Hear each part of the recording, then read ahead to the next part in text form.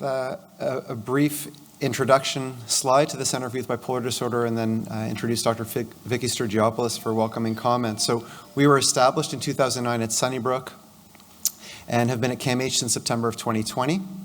We're a clinical research program emphasizing the integration and collaboration, especially with regards to the heart bipolar link and physical health and mental health connections in general. Our mission is to improve outcomes for teens with bipolar disorder through cutting-edge research, treatment, education, and advocacy. And the justification for this specific focus is that youth bipolar disorder is highly familial, highly complex, and yet remains under-researched, and this necessitates the current focus. So with that, I'm going to introduce Dr. Vicky Sturgiopoulos. So Dr. Sturgiopoulos is a senior scientist with the General Adult Psychiatry and Health Systems Division at CAMH. She's a full professor in the Department of Psychiatry and at the Institute of Health Policy Management and Evaluation at the University of Toronto. She has served in several administrative roles during her career, including Vice Chair Clinical Innovation at the Department of Psychiatry at the University of Toronto between 2017 and 2022, co-director of the Division of Adult Psychiatry and Health Systems.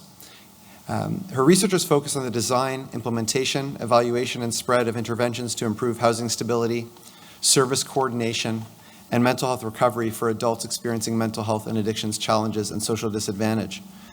And this is, I think, important in particular to the Center for Youth Bipolar Disorder, is that Dr. Sturgiopoulos served as physician-in-chief at CAMH between 2016 and 2022. And as I just mentioned, we came here in 2020, and Dr. Sturgiopoulos played a highly instrumental role in our move to CAMH in 2020, and we are forever grateful for her allyship. And it's a great pleasure to introduce her tonight for some welcoming comments. Vicky?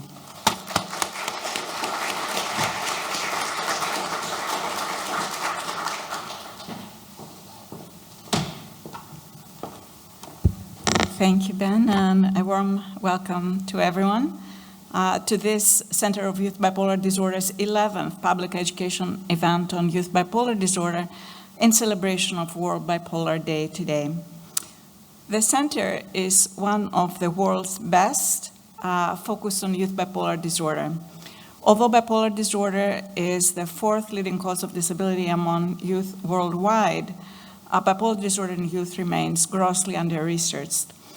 What that means is that the discoveries of the center here play a crucial role in advancing knowledge and optimizing treatment for youth with bipolar disorder worldwide. A distinguishing feature of this center, of the Center for Youth Bipolar Disorder at CAMH, is the effort to integrate mind, heart, and brain. And in particular, the connection between heart and bipolar creates new hopes for families and youth, hopes that the causes of bipolar disorder can be better understood, hopes that new treatments can become available, and efforts to reduce stigma. So in many ways, the center exemplifies CAMH's ethos and motto, mental health is health. Earlier today, the center hosted its 4th annual research symposium, inviting researchers, trainees, and professionals from Canada and internationally. The themes of this year's symposium focused on family and patient engagement in youth bipolar research. In many ways, the center was a pioneer in integrating patient and family voices into its research endeavors, in guiding research efforts, knowledge dissemination, and in reducing stigma. Since then, we're seeing increasing integration of patient and family voices, both in clinical and research settings. Today's event is a reflection of the center's commitment to knowledge sharing about youth bipolar disorder. I'm heartened and moved by the ongoing participation of youth with lived experience of bipolar disorder in this annual event, and excited to see the emphasis today on the next generation of researchers, which is so important for ongoing progress in this area. Again, I'd like to welcome you to this public education event and hope that you'll find it interesting, inspiring, and heartwarming. Take care.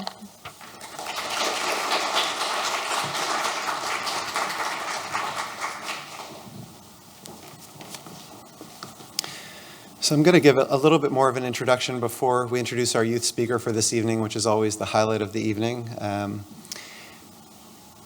As you heard from Vicky, we have this focus on youth bipolar disorder, and I think that is always going to be part of our essence.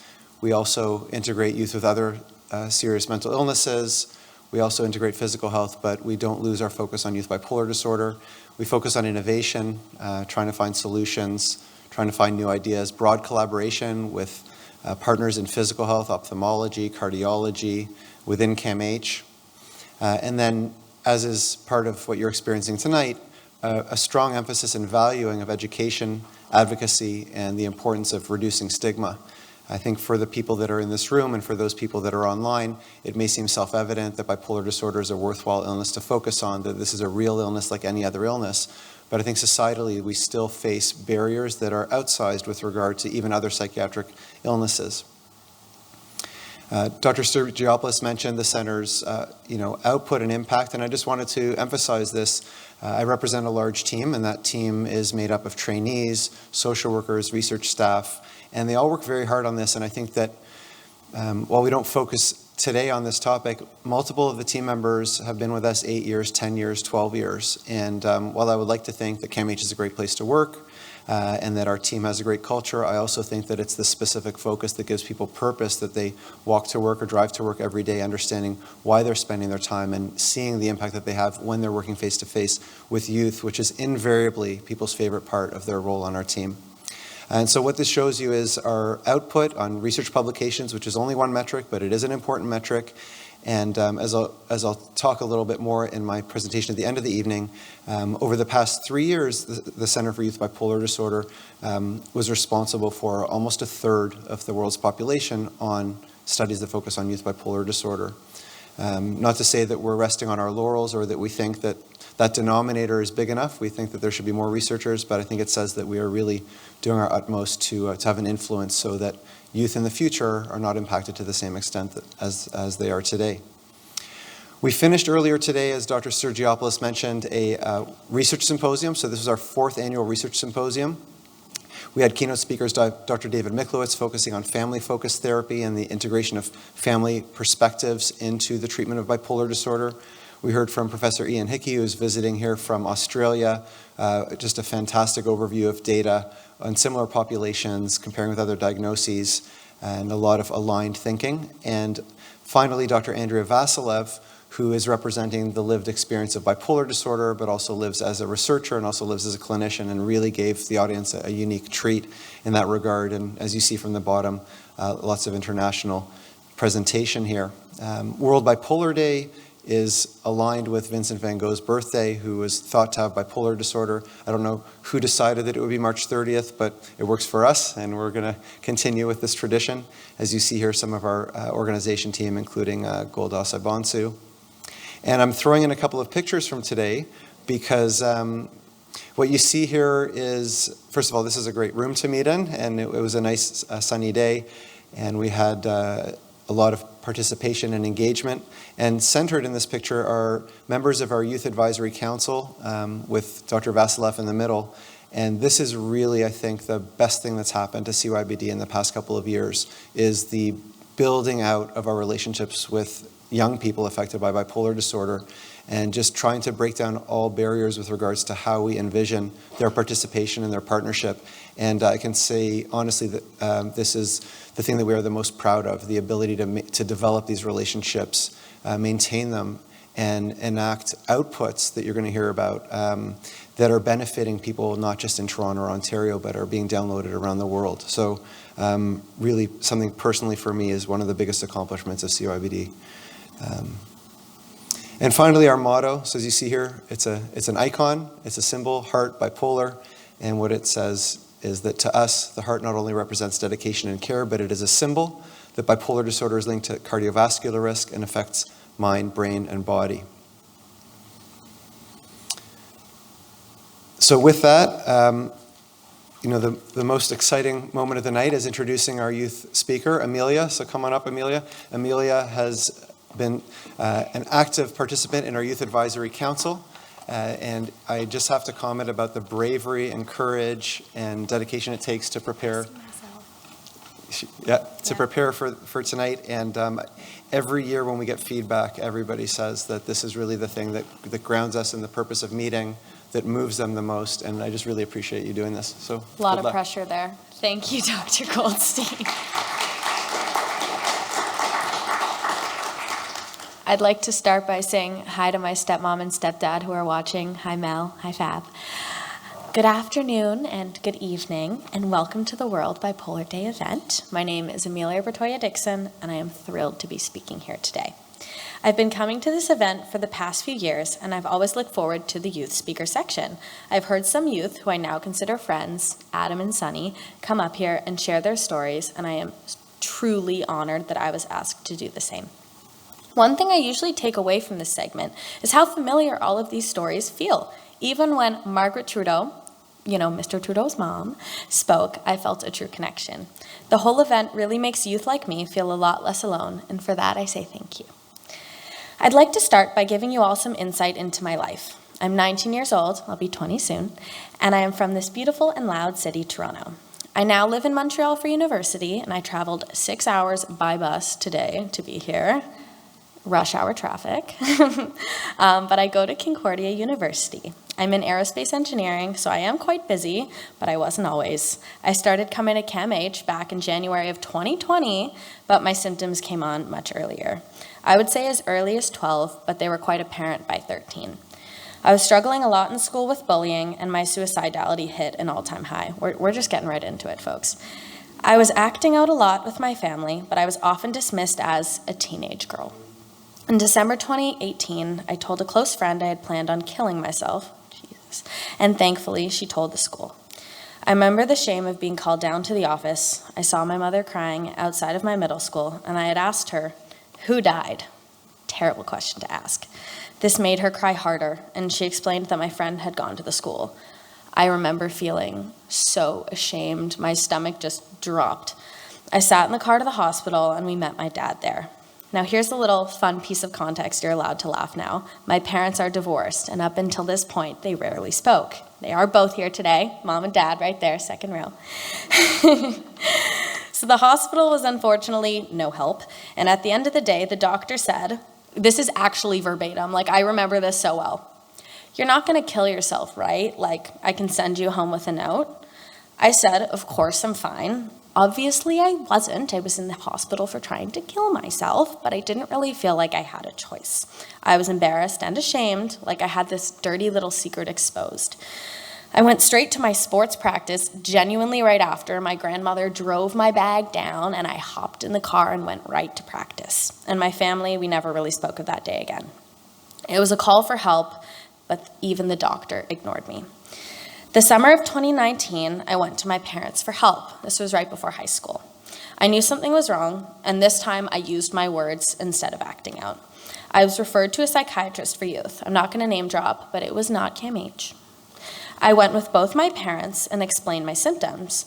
This time, honestly, I think this one was more frustrating because the doctor said, "Honestly, there might be something wrong, but for now, I think you're fine." I cried so much on the way home. I got into the car with my mom. My dad got in his car, separate cars, divorced parents. And I just started to sob because I said, "I need help, please." And he just said, "Nah, you'll be fine." I then went into my first year of high school, and I hit an all-time low. This is when my symptoms 100% got the worst. In December, okay, guys, this is quite heavy. So if abusive relationships trigger you, you have 3 seconds to leave. 3, 2, oh, you're leaving? That's okay. No, you're good? Okay. In December, sorry guys. In December, I entered into an abusive relationship, and my parents thankfully found out. This prompted them to take me to the doctor, and the doctor put me on Prozac, which did not go well for me. If you're a doctor in here, you know sometimes that can make symptoms worse, which it did. I became more suicidal. I withdrew from my family even more. So my parents took me back, and I got a referral to CYBD, which was at Sunnybrook at the time. I have been around a while. And I met Dr. Goldstein, and this is when things changed. He diagnosed me, and I felt a real weight come off my chest. Dr. Goldstein looked at me, acknowledged what was wrong, and he gave me a real solution. He believed me, and he didn't brush me off. Now this time, I got in the car with my mom. It was at Sunnybrook at the time. I went to Lawrence Park High School, so it was like 15-minute drive back to school. So, left school, got in the car, went to the appointment, came back, whole spiel. And he just, I cried. I got in the car, and I cried because I was so relieved. Because he said, yeah, something's wrong, and guess what? We got a plan. I was continuing to deal with my abusive boyfriend, good Lord, and also issues with my family at home. My boyfriend was pulling me away from my family and friends. I refused to speak with my dad and my mom, and we'd only communicate through screaming matches. Through all this anxiety, I could also no longer stomach food, and I began to lose a lot of weight until I was about 94 pounds, which is not good. I then quit my lifetime sport, which is still quite a regret of mine because I really loved synchronized swimming. It was around March of 2020, which we all remember, COVID hit, but it was good for me because I began to get better. Dr. Goldstein put me on all-time favorite quetiapine. Can I get a woot woot if you're on quetiapine? Yeah, Margaret Trudeau's on quetiapine. Love it. And I started to become more level-headed. You know what? Bless you in the front. I needed that. Thank you. You spoke last year, didn't you? Fabulous. I watched that. Thank you. So my family and I started to get along again. My suicidal thoughts were getting much better, and after a few months, I spoke to my dad again. I love you, Dad. I also started therapy, which helped tremendously. Overall, the worst period of my life is definitely that, but my struggles did not stop then. I often think about how it all could have been avoided if someone had believed me, but that is in the past. Since I began treatment so long ago, it's hard for me when I do experience bumps in the road. It's hard to feel like progress has gone out the window. I thought I had my bipolar all figured out when I went to university last fall, but I did not, or 2 falls ago. I had the misconception that once I had it under control, it would always be under control, which is definitely wrong. I moved to Montreal for university in August 2023, which was a huge adjustment. I was responsible for everything, and having no one make sure I was on track was very liberating, but it was also quite heavy. In typical Amelia fashion, I'm Amelia if we don't remember, I picked up a relationship almost the first day I even moved into residence. I picked a man who was very similar to my ex-boyfriend from when I was 14. I would say this was my second lowest period of my life. To be clear, he did not abuse me, but it wasn't a great situation. I would stay with him a lot, which meant I would take less medication. This is because Seroquel quetiapine makes me super exhausted. So if I'm going to bed late, I have to take less meds in the morning.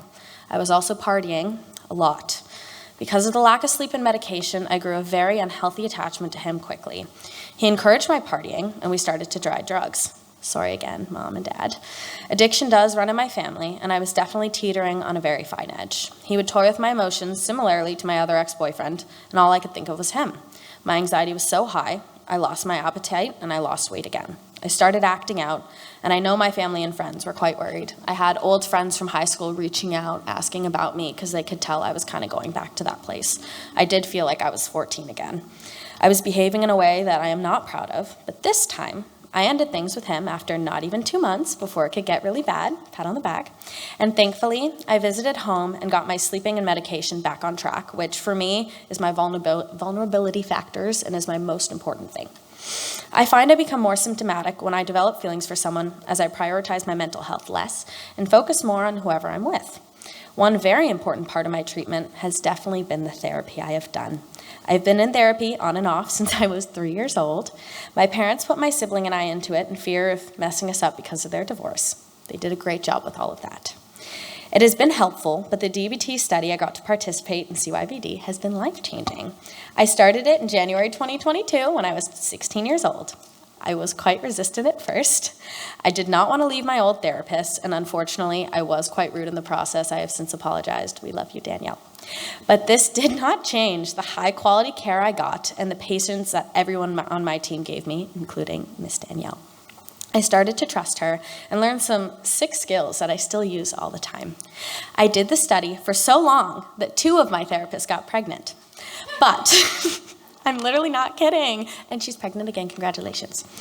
But by the way of DBT, the whole 2 things can be true at the same time, this has been so vital to my life. I have always lived with very black or white thinking, but DBT showed me it can be black and white and every shade of gray in between. I saw that. It has helped all my relationships in my life and made a huge difference with my tolerance to my symptoms.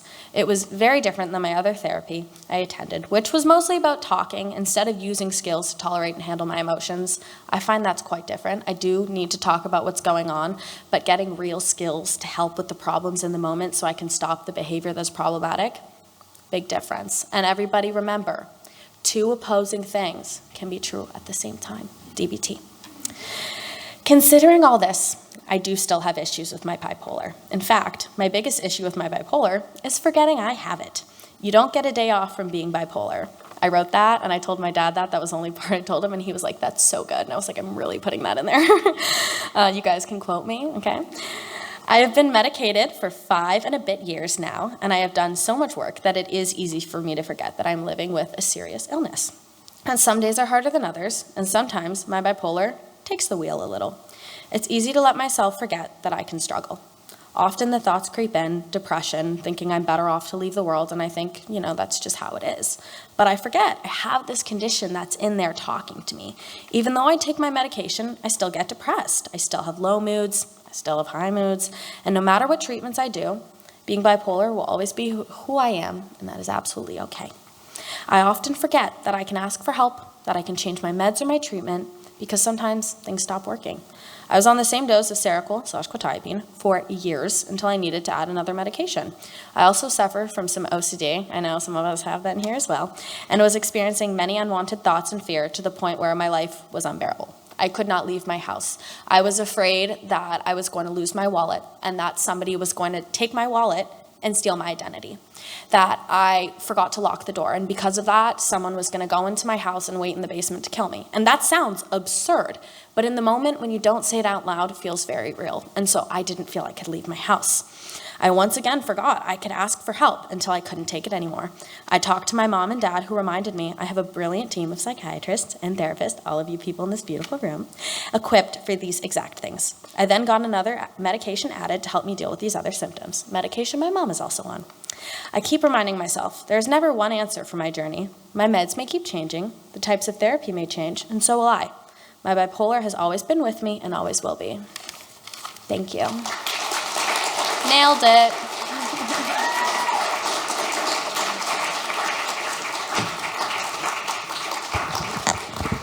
Feeling relieved. Thank you so much, Amelia, for your candor and for doing so much psychoeducation, as we call it, about all kinds of different things, and giving people an example of something that they can think about that may reflect what they're experiencing or challenges they've had. So thanks so much for doing that.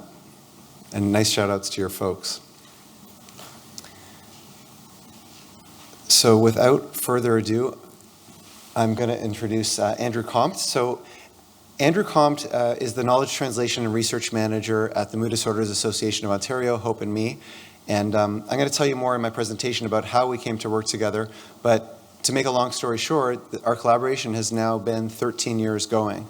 And it's just been a very seamless, easy, mutually enjoyable, I think. And it's great to have reciprocal skills, being able to send families to MDAO and get outside perspectives, get peer support, not be in a hospital environment, while also I think having the other side of treatment. So, Andrew, it's been great, and welcome back for another year. Come on up.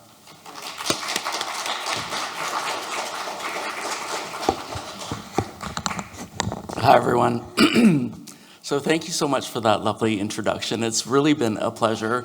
I can't believe it's been over 13 years that we've been partnering with you guys and seeing some great faces like Danielle and the rest of the CYBD team.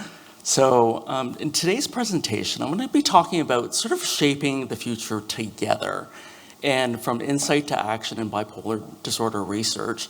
But I want to talk a little bit about our organization, Hope and Me, the Mood Disorders Association of Ontario. So we're a provincial nonprofit. We've been around, I think now over 40 years. And we've been helping people living with different types of mood disorders along with their caregivers, families, and friends. We definitely believe in the power of peer support and that kind of listening to people's kind of stories, like what we just kind of heard from today's great speaker. The importance of kind of sharing those stories and opening up that discussion and decreasing the stigma around mental health, particularly with bipolar disorder. A lot of people sort of understand things like anxiety or depression, but there's so much kind of misinformation and stigma around people living with bipolar disorder. So I think it's kind of really important to sort of open up that discussion and talk about what's basically providing it in sort of more of a hopeful way. So basically our mission includes increasing awareness and outreach about mental health, doing lots of community engagement, public events, and contributing to the knowledge of effective recovery programs. So for today's overview, I'm going to talk a little bit about the importance of patient and also family engagement in research, some of the benefits of engagement, and then talk a little bit about sort of way back, it hasn't really been that long ago, but what sort of that traditional research model kind of looked like, what the current partnerships look like, and the future of being more of a co-leadership in doing different types of research, especially in the bipolar research sector. So in terms of the importance of engagement in research, as many of you know, bipolar disorder is a very serious mental health condition that affects millions of people worldwide, including lots of young folks. And there's still sometimes a bit of a gap because it hasn't really been conducted without the direct involvement, sort of way back in the day, with people living with bipolar disorder. So it's kind of really important to make sure that we sort of bring the lived experience into that work. So it's important to engage youth and families in the research process, not just as participants, but also as partners and co-leaders in that research process. And that lived experience actually brings a lot of insight. So, a lot of times, sort of way back in the day, researchers can analyze data and look at statistics and things, but only people with lived experience can actually truly speak to some of the day-to-day challenges that they face. So a young person with bipolar disorder can sort of highlight things like sometimes researchers overlook. So the impacts on like friendships, school performance, the impact on their moods, and also the importance of integrating the family member and caregiver perspective, I think is kind of very crucial because they can provide a very valuable perspective, looking at sort of different family dynamics and the supports that they actually need. That's why at my workplace, we also have the Family Matters program, because if you're kind of caring for someone who may not necessarily be open to getting support at that moment, it can definitely, affect you and your own mental health as well. So parents and caregivers also provide a very valuable perspective. Also, bringing engagement in research also becomes more relevant and practical when they are designed in partnership with patients and caregivers. And it also increases trust and participation in research. And oftentimes partnering with the community, like people living with bipolar disorder and their family members, leads to faster translation from research to putting that into action. So in terms of some of the benefits of engaging youth and families, basically it kind of oftentimes leads to higher quality studies with better treatment outcomes, faster real world impact. It becomes much more relevant and meaningful. It also helps to improve family supports because oftentimes family members sometimes kind of burn out because they're trying to, juggle so many kind of different things, looking after themselves and their family members as well. And other benefits of engaging youth and families is empowering youth to sort of talk about their own lived experience in terms of self-advocacy and recovery. If you kind kind of look back, and it's probably not that long ago, but in sort of that traditional sort of research model, patients and families were often considered just like numbers. So they were just kind of subjects. And rather than being active contributors, researchers and clinicians decided what topics maybe had to be kind of studied. There was a minimal involvement with people living with bipolar disorder. Oftentimes there are lots of challenges and barriers, and there was kind of more just of a one-way flow of knowledge. So why is it really important to talk about engagement? So there's things that you guys already have now, things like patient advisory committees. It's kind of really important to engage with patients and family members to realize what's really important and help maybe even to prioritize what's most important for them. Also incorporating the patient perspectives in studies. And also, a lot of government stakeholders nowadays are making sure that you're engaging patients and caregivers in terms of advocacy and changing policy as well. So basically, today the field has moved more into a partnership model. So where patients and families actively shape the process. They're involved in sort of co-designing different types of research questions. They're partners to help define priorities. Like sometimes people go through priority setting initiatives so they can figure out what's most important for people living with bipolar disorder and also for family members as well. They're often actively involved in study design and implementation. And it's increasing more now where people with lived experience actually become researchers. And I think one of the speakers during today has been very kind of open about the fact that she has both a research background and also lived experience. So that's a really great example of having a partnership model. So basically, what does meaningful engagement look like? So basically that means true engagement.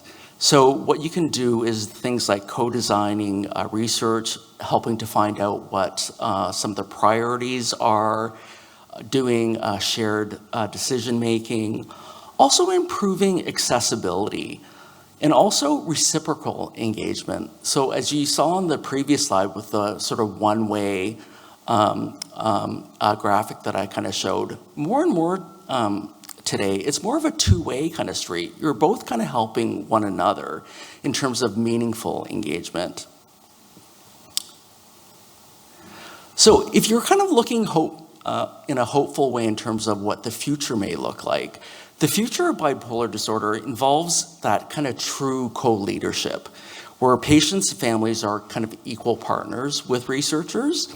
And this shift means things like youth and family committees can help co-lead different types of research initiatives. Instead of just being like a subject in a study, they're able to sort of co-lead and work together with researchers to help design research studies right from the very beginning, all the way to sort of disseminating that research. Because sometimes a lot of research, ends up on these websites you can't even access. But, it's really important to sort of disseminate that information in sort of a clear and understandable way, doing lots of things like public education events and, getting that word out. So that helps increase the knowledge that's out there in easy to understand ways so that people understand what bipolar disorder actually is so they can reach out and get the supports that they need and deserve. It's also important to integrate community-based models, and Ben and his team has been really great in integrating that community model as well, because sometimes actually going out to the community, you can actually learn what the current kind of challenges are within that actual community. So those are hopefully things that we will focus more on in the future. So basically, a future built on collaboration. So the movement from what I mentioned before was like more of a passive participation, moving more to co-leadership, and by creating more of an effective, ethical, and impactful studies in bipolar disorder.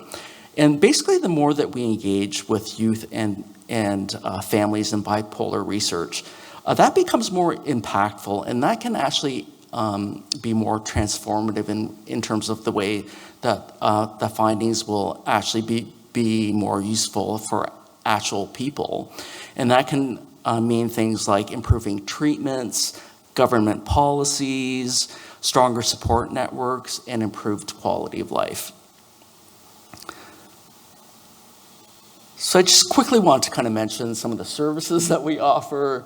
We offer a number of different types of virtual peer support groups. We also offer one-on-one peer support, one-on-one counseling, a number of recovery-focused webinars.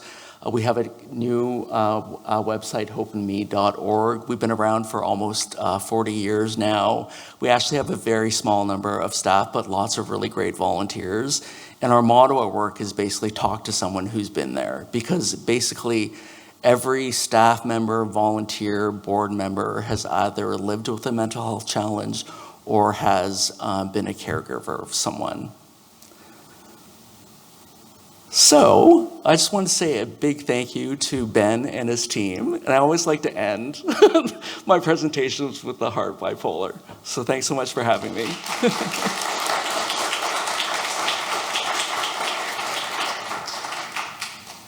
Thanks so much, Andrew. You just bring such a great energy, and I think it's really helpful, the resources that you share and unpacking them so that people know what they might be reaching out about.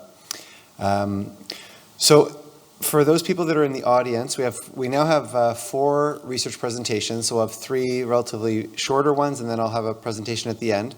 For people online, if you have any questions about them, please type them into the chat, and we will read them to the speakers. And for those who are here in person, there should be cue cards that you have access to. Write them down, and then members of our team will come by and pick them up from you, and we'll ask them at the front here.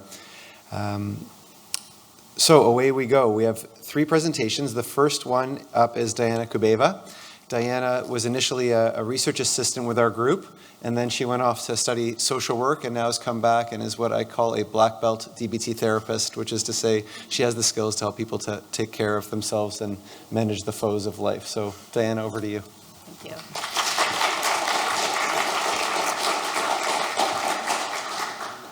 Good evening, everyone. I'm Diana. Like Ben said, I'm a research coordinator, social worker, and study therapist here at CYBD. Tonight I'll be presenting on the connection between exercise and mental health and why and how we study this at CYBD. So to lay the scene, I imagine most, if not all of you, have a sense of what exercise is, but just to be specific, exercise can be defined as any planned, structured, and repetitive bodily movement or exertion that's done for the express purpose of maintaining, developing, or improving one or more components of your physical fitness. So how are the rates of physical activity in those with bipolar disorder? So unfortunately, studies report that up to 2/3 of people with bipolar disorder self-report their behavior as sedentary. Now, sedentary has several different definitions, including spending several hours a day sitting, lying down, leaning, plus not meeting exercise benchmarks, or just generally being physically inactive. Now, this is unfortunate because there are several benefits of exercise for those with bipolar disorder, including less severe depressive symptoms, improved quality of life and functioning, improved sleep, cognitive performance, plus all the physical health benefits that come with exercising regularly. With that being said, it's important to acknowledge that there are potential risks associated with exercising that are unique to bipolar disorder. So while rare, there have been self-reported incidents of exercise either triggering or worsening manic symptoms. So several guidelines have been developed and proposed to help encourage individuals with mood disorders, including bipolar disorder, to exercise more regularly. I'll briefly review the guidelines that were developed by the Royal Australian and New Zealand College of Psychiatrists.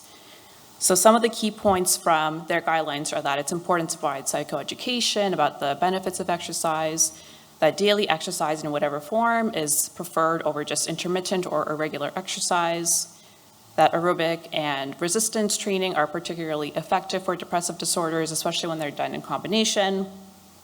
They really stress personal choice in exercising, so picking exercise that you prefer based on your preferred intensity, the type of exercise, whether you do it solo or in a group. They also emphasize that exercise should feel effortful, but not aversive, so that you can both feel pleasure and satisfaction from exercising. And ultimately, they stress that exercise should move from just being seen as a treatment to an integral part of your lifestyle. And the 2018 Canadian Network for Mood and Anxiety Disorder Treatment Guidelines that were developed for the management of bipolar disorder also include exercise and stress that it's important to include as a part of a patient's lifestyle, as part of psychoeducation, and as a strategy for reducing the risk of cognitive decline. So here I'll review one study from our team that was done to look at the rates of physical activity in youth with bipolar disorder compared to healthy controls. So based on the percentages you see on the left-hand side, you can see that in our own clinic, only 1 in 20 youth with bipolar disorder met recommended levels of physical activity. So workout here specifically means they had at least 4 sessions or reported 4 sessions of exercise a week that was enough to sweat. In comparison, you can see for the work-in section, sorry, it's a bit skewed, but for work-in, you can see there's similar rates of work-in incidental activity, which is like walking, taking the stairs between youth with bipolar disorder and healthy controls, and similar rates of sedentary behavior. Next, I'll present some findings from our prior studies and clinical sample. So just to give some context, aerobic fitness, or also known as cardiorespiratory fitness, is a measure of how efficiently your body can take in oxygen and then deliver it through the blood, and then use it to produce energy during physical activity. And high aerobic fitness just indicates that your body has a higher endurance for doing physical activity that activates your heart and lungs, like running or biking or any kind of that kind of activity. And we study aerobic fitness specifically because it's a risk factor both for cardiovascular health, so heart health, and for mental health. So first, on the left-hand side are findings from a study that were done by graduate student Najla Popel. And in this study, we found that youth with bipolar disorder had lower aerobic fitness compared to healthy controls. And the graph here specifically shows that in youth with bipolar disorder, more severe depressive symptoms were associated with reduced aerobic fitness. And on the right-hand side are findings from our own overall clinical research sample. And as you can see in the dark blue, nearly 60% of both youth with unipolar depression and bipolar depression reported 1 or fewer sessions of exercise per week. And this was significantly lower in controls, as you can see in light blue. And as you can see, the frequency of exercise looks nearly reversed compared to controls. And here you can see some review articles that were done on the topic of exercise in bipolar disorder. So the fact that there are review articles shows that there's an interest in this topic, but these review articles are based on articles that are mostly theoretical, that are based on the neurobiological effects of exercise, the physiological effects of exercise in bipolar disorder. There's still few actual studies that actually test out the effects of exercise, particularly aerobic exercise, in bipolar disorder. So there remains a yet not fully answered question of, could we use exercise as a treatment for bipolar disorder? Okay, so to reiterate, why do we care about aerobic exercise specifically for bipolar disorder? So like I said, there are low rates of aerobic exercise and reduced aerobic fitness among those with bipolar disorder. And this is despite there being multiple benefits for the brain, mind, and heart of individuals with bipolar disorder. So individuals with bipolar disorder have a greater likelihood of developing heart disease, and having more risk factors for heart disease is actually associated with worse mental health symptoms in those with bipolar disorder. And the benefits of exercise are within reach for a vast majority of those who start exercising, regardless of whether there's weight loss associated with it. So this is important to highlight because starting to exercise, you may or may not experience weight loss, and if you expect to lose weight and you don't get that, that may feel disappointing or discouraging, but you can still experience the benefits to your aerobic fitness to starting to exercise more frequently. And the greatest benefits to exercising more regularly actually come to those who start off the least aerobically fit. Even modest improvements in your aerobic exercise rates can yield substantive reductions in your risk for heart disease. And still, despite all that, despite all these well-established benefits of exercise, very few clinical trials are out there that have actually studied aerobic exercise as a treatment for youth or adults with bipolar disorder. Okay, so we at CYBD tried to attempt to fill this research gap by developing our own exercise intervention called Toward Exercise as Medicine for Adolescents with Bipolar Disorder. So to be eligible for the study, participants had to self-report their exercise rates or self-report themselves as being physically inactive, which we categorize as them self-reporting having had less than 150 minutes a week of physical activity in the preceding 12 weeks, and that's the typical benchmark for physical activity. So in the blue here were the core components of this intervention. So the intervention consisted of 12 weeks of behavior change counseling, which included psychoeducation about exercise, heart health, and bipolar disorder, plus motivation enhancement sessions to help participants to reach those benchmarks for physical activity, and weekly phone calls and text check-ins. And then we also measure changes in their mood, aerobic fitness, and functioning through research interviews. Participants also got a Fitbit to help them track their own physical activity and to give us an objective measure of their physical activity, not just self-reported. And in the green here, you can see some optional modules that were available to participants, including exercise coaching sessions with a registered kinesiologist, including their family members in counseling and in the exercise coaching sessions, and peer support through Fitbit. So participants had 12 weeks of this active intervention, followed by 12 weeks acting as independent exercisers, where the only intervention they got was 2 booster phone calls or text check-in sessions. So just to summarize our findings here, so we observed that 70% of our sample was retained, and out of the 20 participants that we enrolled, and these participants that were retained attended all of the exercise testing sessions and study visits. Our study therapist showed, going back. So the study therapist also showed good alignment with the behavior change counseling model. The majority of participants reported they were very satisfied with the intervention overall. And for the exercise tests, participants actually completed a self-report of their emotions both before and after the test. And we saw that they had immediate post-exercise improvements in their mood at each exercise testing session. With that being said, we still didn't observe any changes in their self-reported exercise or exercise that we observed via Fitbit, or changes in their aerobic fitness or mood symptoms.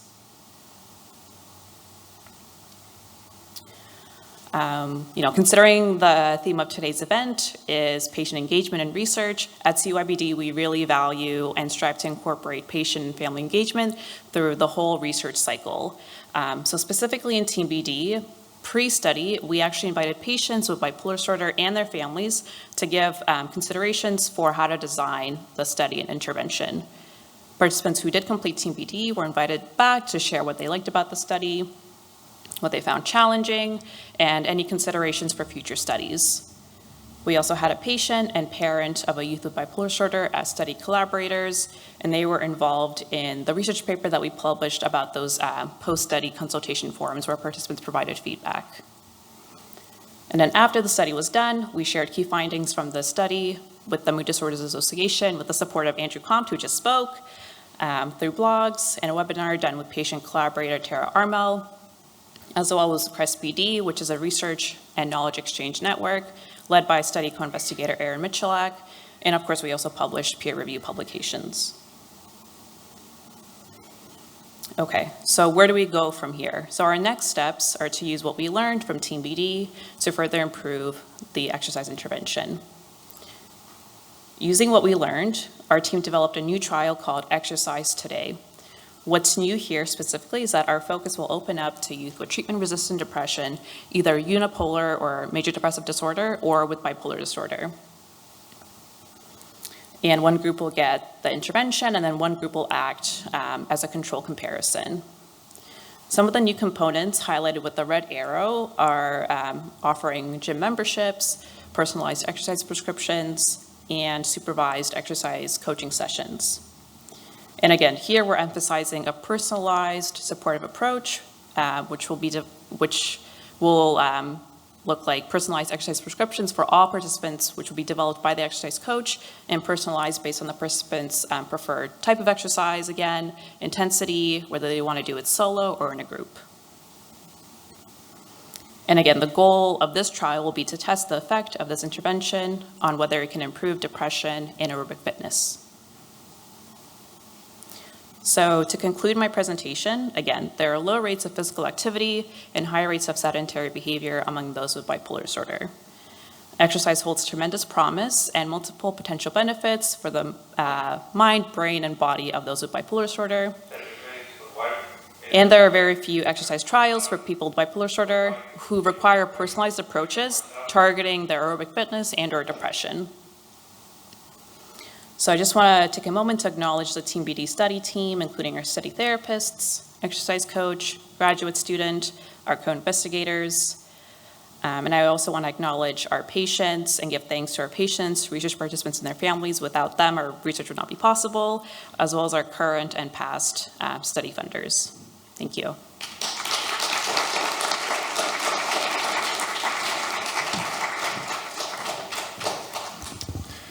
Okay, I think what we'll do for questions is after the three short presentations, we'll bring everybody up and field them all at the same time. So feel free to write them down as you think them if you're online, and to write them down here in person.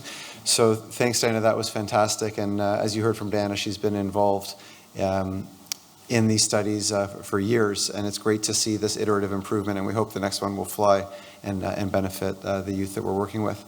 So up next is Dr. Cody Kennedy. Dr. Kennedy is a scientific associate at the Center for Youth Bipolar Disorder. He finished his PhD with us, and Cody is spearheading some really innovative research, looking at not only at cardiac health in terms of MRI imaging, but its relationship with the brain, and also the relationship with traditional cardiovascular risk factors. And his job today is to take this very technical topic and to bring it down to earth for us and explain to us why this matters. No pressure.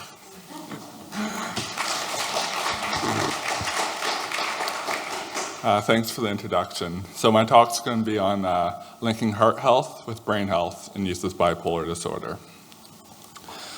So while most people are aware that people with bipolar disorder have symptoms of depression and mania, it's also underappreciated that they have higher rates of cardiovascular disease.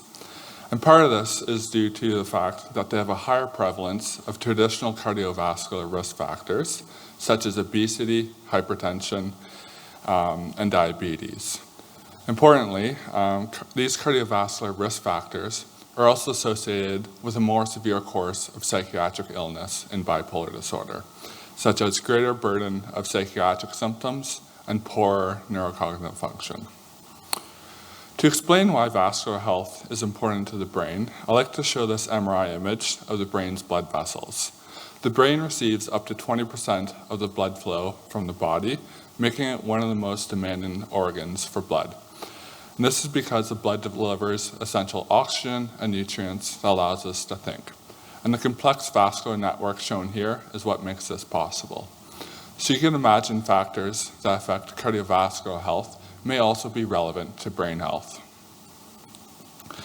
So indeed, prior research from our group has found that cardiovascular risk factors are relevant to brain structure in youth.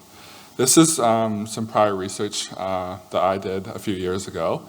What it shows is in orange is youth with bipolar disorder, and blue is the healthy controls.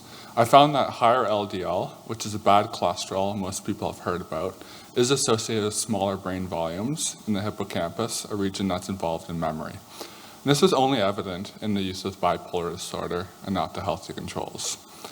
We also found similar findings for blood pressure and obesity, but I've not presented those tonight. So in addition to looking at traditional measures of cardiovascular risk, we can also look at microvascular function. Some of you might be asking what that is. So microvessels are the tiny blood vessels in the body that deliver blood to tissues such as the brain and the heart. And microvascular function refers to how well these blood vessels can dilate to increase blood flow to a region, such as shown on the screen right here, and how well they can shrink to divert blood from one tissue to another. You may have heard the myth that you have to wait 30 minutes after eating before going swimming. While this is not entirely true, this is based in fact due to when you eat, your body redirects blood to your gut to help absorb the food. However, if you exercise too soon after eating, your blood will be diverted to your muscles, and this can cause stomach cramps. And this is an indice of microvascular function. Importantly, impaired microvascular function is actually associated with future cardiovascular disease, independent from all the traditional risk factors, such as blood pressure and obesity. And microvessels exist throughout the body. This is a cartoon that summarizes various regions where we've looked at microvessels in relation to bipolar at CYBD. We've looked at them in the brain, the blood vessels in the eye, also within the heart and the fingertip. My research tonight is going to focus exclusively on the heart and the fingertip, but several members of our group have looked at it in relation to the brain and the eye. So this is a depiction of how we actually measure microvascular function in the finger in youth. We put a blood pressure cuff around a participant's arm and pump it up similar to when we're taking a blood pressure measure. This stops blood flow from going to the fingertip for a few minutes. We then release it, and then a similar blood pressure sensor on the fingertip is able to measure an increase in blood flow following the release, and this is a measure of microvascular function. We were interested in looking at how microvascular function in the finger differs across different mood states in bipolar disorder in relation to the healthy controls. So to walk you through this graph is when we looked at microvascular function in the healthy controls, unsurprisingly, we found that had normal microvascular function. We also found that youth with bipolar disorder in a euthymic state, so those who are not experiencing symptoms of depression or mania, also had similar microvascular function to the healthy controls. Interestingly, what we found was looking at youth with bipolar disorder, as depicted in the blue hair here, had smaller microvascular function than the healthy controls. Interestingly, we found that youth experiencing hypomania symptoms actually had higher microvascular function than the healthy controls. Well, this sounds counterintuitive. Most of the youth that participate in our research do not have full mania, they have hypomania, and some symptoms, such as elation, may actually have beneficial effects on the heart due to positive mood. So in addition to looking at microvascular function in the finger, we can also look at it in the heart. So this is the blood vessels in the heart, comparable to the image I showed of the brain earlier. The left-hand side shows the large blood vessels, and this is where typically blockages occur that cause heart disease. However, the tiny blood vessels shown on the left-hand side, or the right-hand side, sorry, are also important, and because they provide blood to the heart and keep it working. However, much of the research to date has not focused on this, but some research has found that it is associated with future cardiovascular disease in adults, and we believe that this microvascular dysfunction in these blood vessels may help explain the early cardiovascular disease we see in bipolar disorder. So to look at microvascular function in the heart, we had participants enter the MRI, and then we measured blood flow in the heart. We then had them hold their breath for 40 seconds, as when you hold your breath, blood flow increases to the heart, and this is a measure of microvascular function. To walk you through this graph, the blue line depicts the healthy controls, and the red line depicts youth with bipolar disorder. We can see at baseline, the 0-second time point, the blood flow to the heart in both groups was the same, and that over the time, there was an increase in blood flow in both groups. However, the youth with bipolar disorder had a lower increase in blood flow to the heart, such that by the 30 and 40-second time points, they had lower blood flow. And this is an indication of impaired microvascular function. We believe it may underlie the excess risk of cardiovascular disease. And since the heart supplies blood to the brain, we were interested to see if heart microvascular function was associated with brain health. One way we can look at brain health is by just looking at total brain matter volume. In a large group of youth, both healthy controls and youth with bipolar disorder, as depicted in black, we found that better microvascular function in the heart was associated with larger brain volumes. Interestingly, though, what we found is when we looked specifically in the youth with bipolar disorder, as shown in red, and the healthy controls, as shown in blue, this finding was particularly true for the youth with bipolar disorder, thus indicating that optimizing heart health in youth with bipolar disorder may be especially beneficial to brain health for them. So what are the overall clinical implications of the heart-brain link?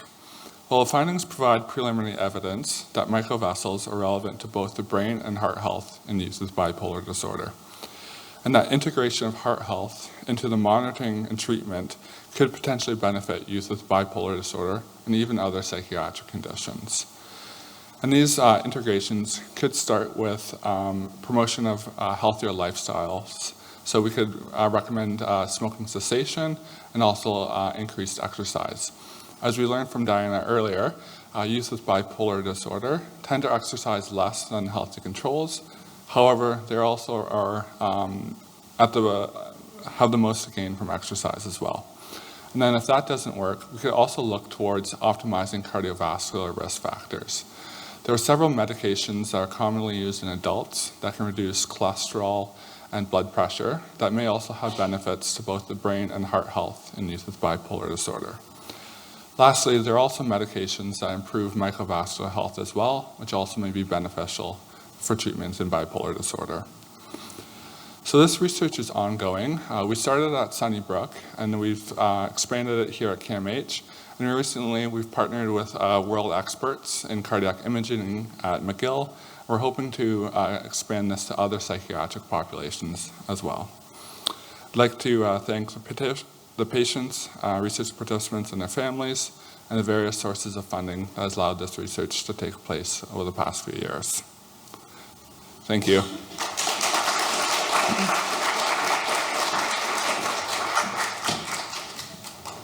Thanks, Cody. I think you stepped up to the challenge big time and made that really clear with some take-home messages that we can all spread to other people as well. So this is our third presentation. Before I mention that, I think there's some questions coming through to the chat that relate to general questions about bipolar disorder, and I want to be respectful of that curiosity, but also respectful of the speakers that are here today and their focus. So I wanted to alert people that we have a website, the Center for Youth Bipolar Disorder website, and if you look at the Sharing New Knowledge section, you'll find all of the past presentations. So there's a question about lithium. We have a whole 2-hour evening just based on treatment that's just from a year or two ago. So please feel free, watch that video. But for our third presentation, I'm going to invite up Danielle and Amanda. So Danielle and Amanda are also black belts in DBT, and they're going to talk to us about a second skill set they have beyond DBT, which is youth engagement and knowledge translation. So come on up.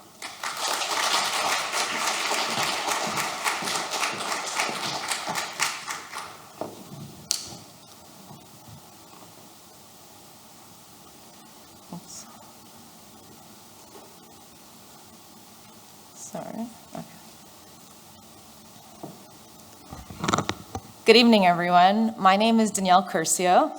Hi, everyone. My name is Amanda Moss.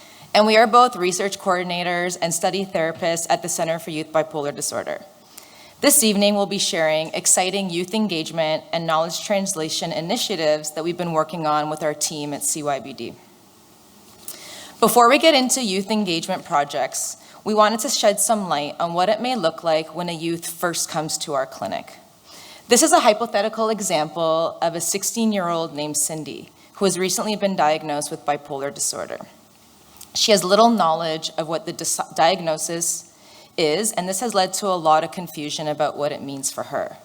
She's feeling quite lonely and isolated from those around her, is fearful of what her future holds, is concerned about her family's views, and has a lot of shame and self-stigma.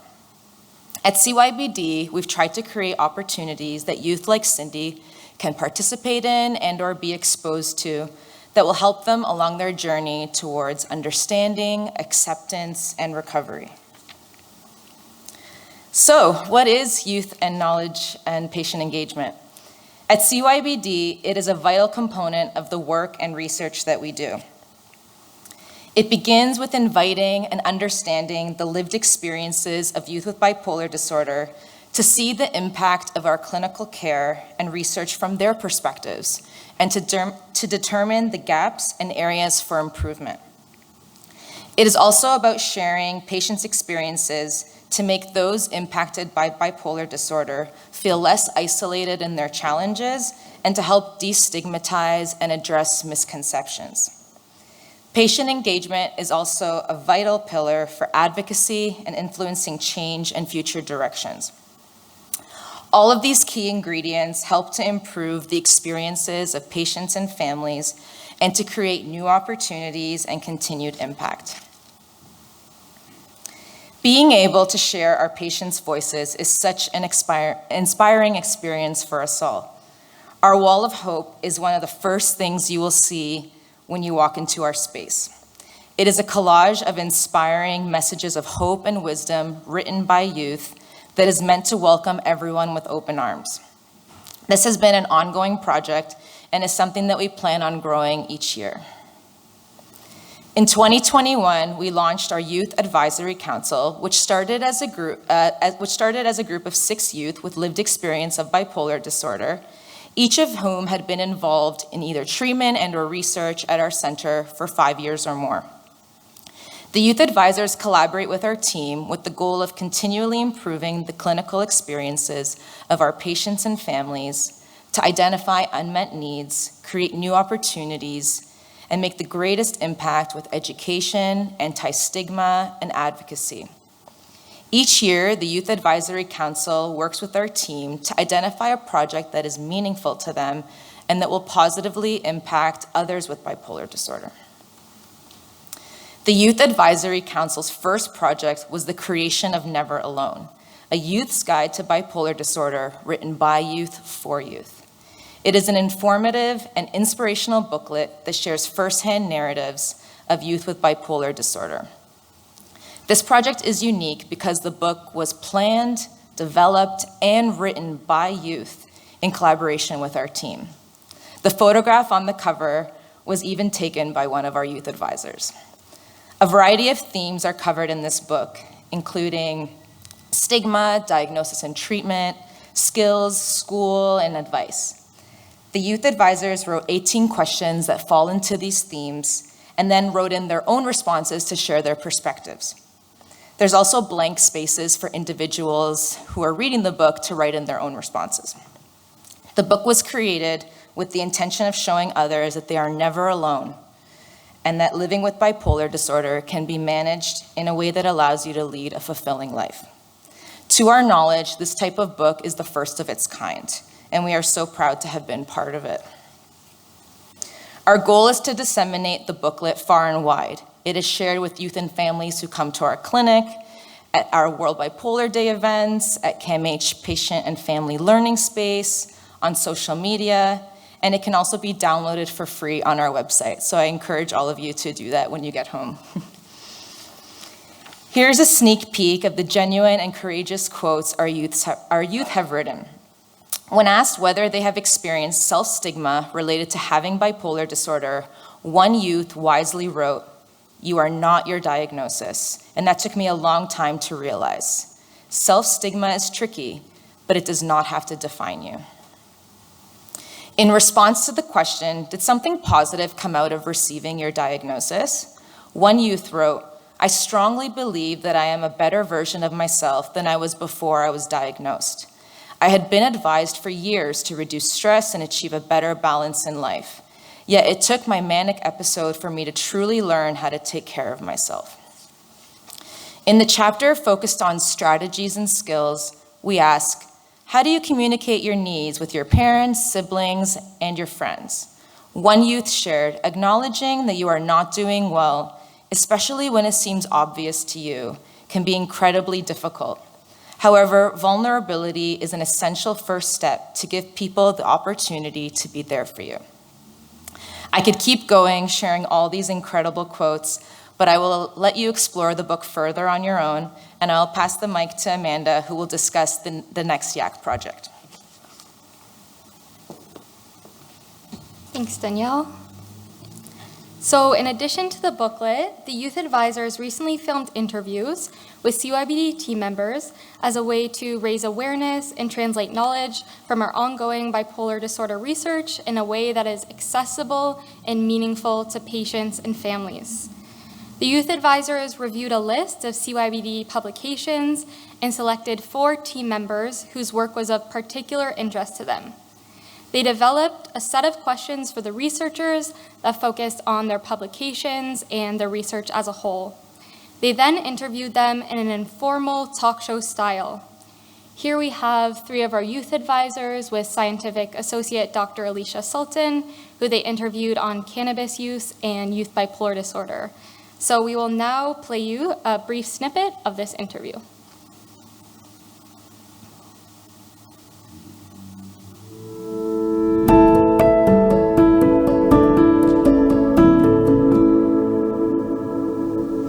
Hello everyone, welcome to the Youth Advisory Council interview series. We, the Youth Advisory Council at the Center for Youth with Bipolar Disorder, or CYBD, at CAMH, have started this series to try to raise awareness and translate knowledge from the ongoing bipolar disorder research in a way that's accessible and meaningful to patients and families.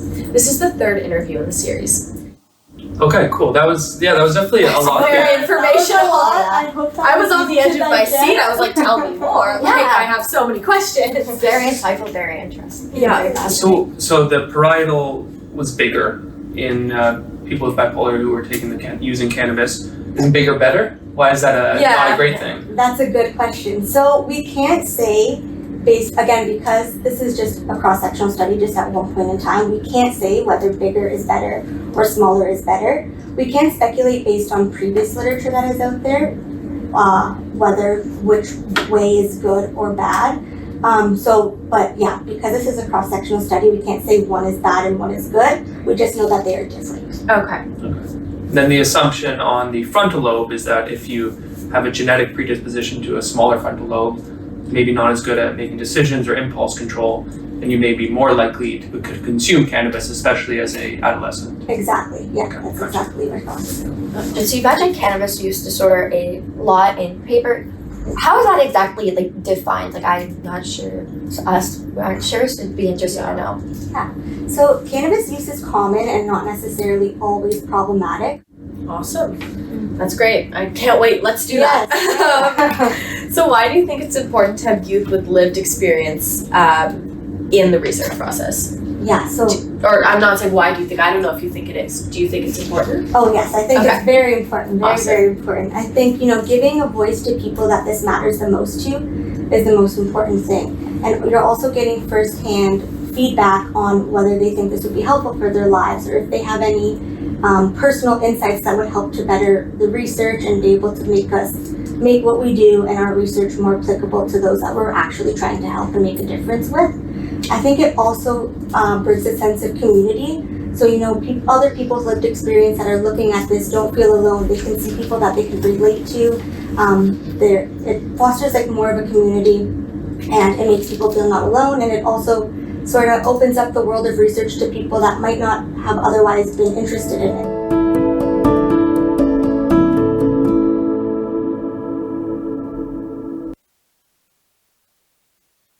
Disorders and exercise, genetics, and heart and brain health. And we really hope that these videos will help translate our research into digestible bites of knowledge for the general public.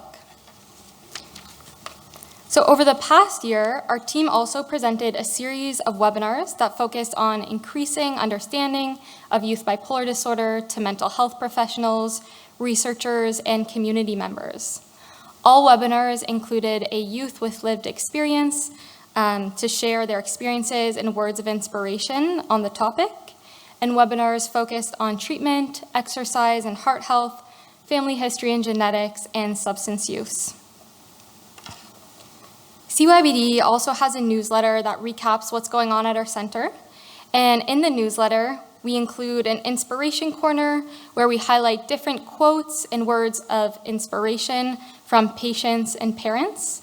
And we also have a feature section in our newsletter where youth advisors can introduce themselves, share why they joined the YAC, the Youth Advisory Committee, what they like about being on the committee, and this really gives readers a nice opportunity to get to know the youth that we're in partnership with. We also engage youth at all stages of the research process. We often include youth as formal collaborators on federal research grants, and at times, youth are also included in research publications. Additionally, we invite youth to provide feedback on public-facing presentations that our team members do, including the presentations done tonight, and they really help ensure that messaging is clear and accessible. We also have youth and families give feedback about their participation in studies via consultation forums, which aim to determine if needs and expectations were met, and also to invite ideas about any modifications and revisions that might be needed. So lastly, I'll tell you about the expansion of youth participation at our World Bipolar Day events, which are split up into our Research Symposium Day event and our Public Education event tonight. So each year, we have a youth speaker who shares their stories and their words of hope and inspiration at the education event. You just heard from our wonderful youth speaker, Amelia, who did an incredible job. And pictured here are our 3 youth speakers from the last 3 World Bipolar Day events. And it's no surprise that we get the same feedback every year, which is that the youth presentation, based on lived experience, is the most impactful part of the evening. People are really inspired by the courage it takes to do public speaking and to openly share personal experiences. So this year, we also expanded youth participation into our Research Symposium Day event, which focuses on sharing the latest research to researchers and clinicians. So our youth advisors made opening comments to this event, they chaired speaker sessions, and one of our youth advisors even presented on their own research. So to wrap things up, I will tie things back to the beginning of our presentation, where Danielle discussed Cindy, who was feeling scared, isolated, and experiencing self-stigma. So now I just want you to imagine that Cindy came into our center, that she read our Wall of Hope, that she was given the YAC booklet, Never Alone, that was written by other youth with bipolar disorder, and that she attended our event tonight and heard Amelia speak. Hopefully, she would feel more informed about her diagnosis and less isolated in her experience. Maybe one day she would even feel brave enough to openly share her experiences at the event as well and inspire hope for others. So on behalf of our whole team, we just want to give a huge thank you to our youth advisors and to all the patients, families, and research participants involved with our center. We're so grateful for your contributions and for impacting anyone impacted by bipolar disorder in such a profound way. Thank you so much.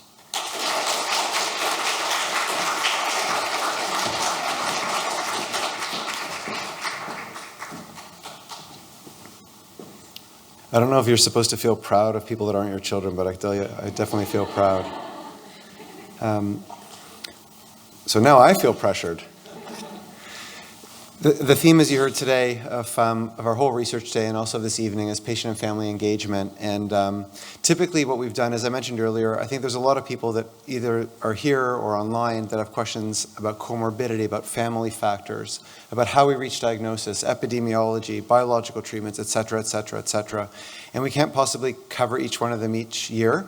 But what we never did, we never made space for this specific topic. So I think part of this arises from some working relationships that I'll tell you about in a little bit, but it really gave us the impetus to say this stuff that's in the background that we quote unquote do on the side of our desk that is like the thing that we enjoy, it's actually become a pretty robust group of activities. And I don't know how people felt in terms of how evocative the comments were at the end of the last presentation, but I think you have this picture of changing an illness that is a thing to be feared or a thing to be embarrassed of into something that a community welcomes you and educates you, and you can pay it forward.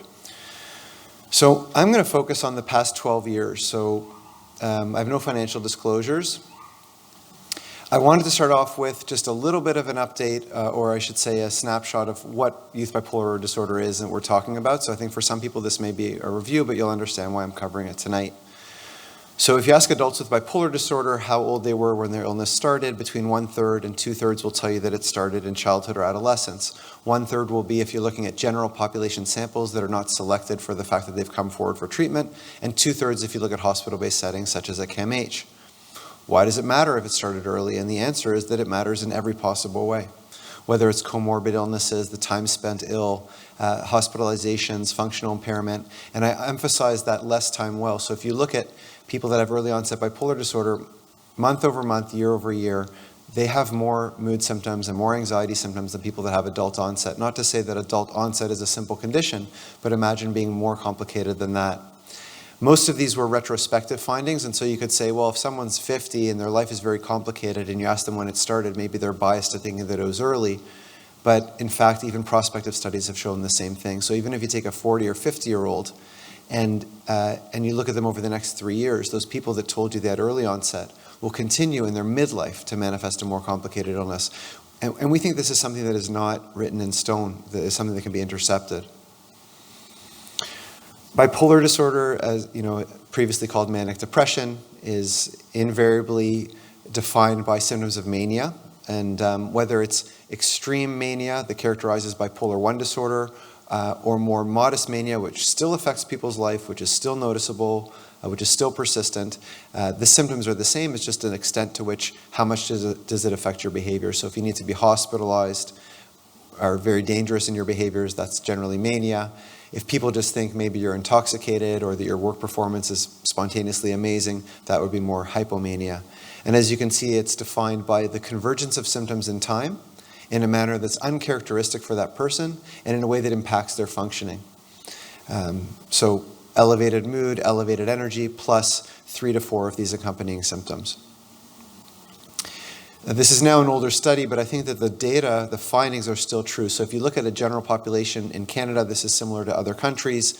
What you'll see is 2 things. One is, even in a general population sample, so this isn't from CYBD, this isn't from our emergency department, this is from a Canadian Community Health Survey. And what you can see is among those people 15 to 18 that have bipolar disorder, 42% had an anxiety disorder, 32% had an addiction, 55% had suicidal ideation or suicide-related behavior.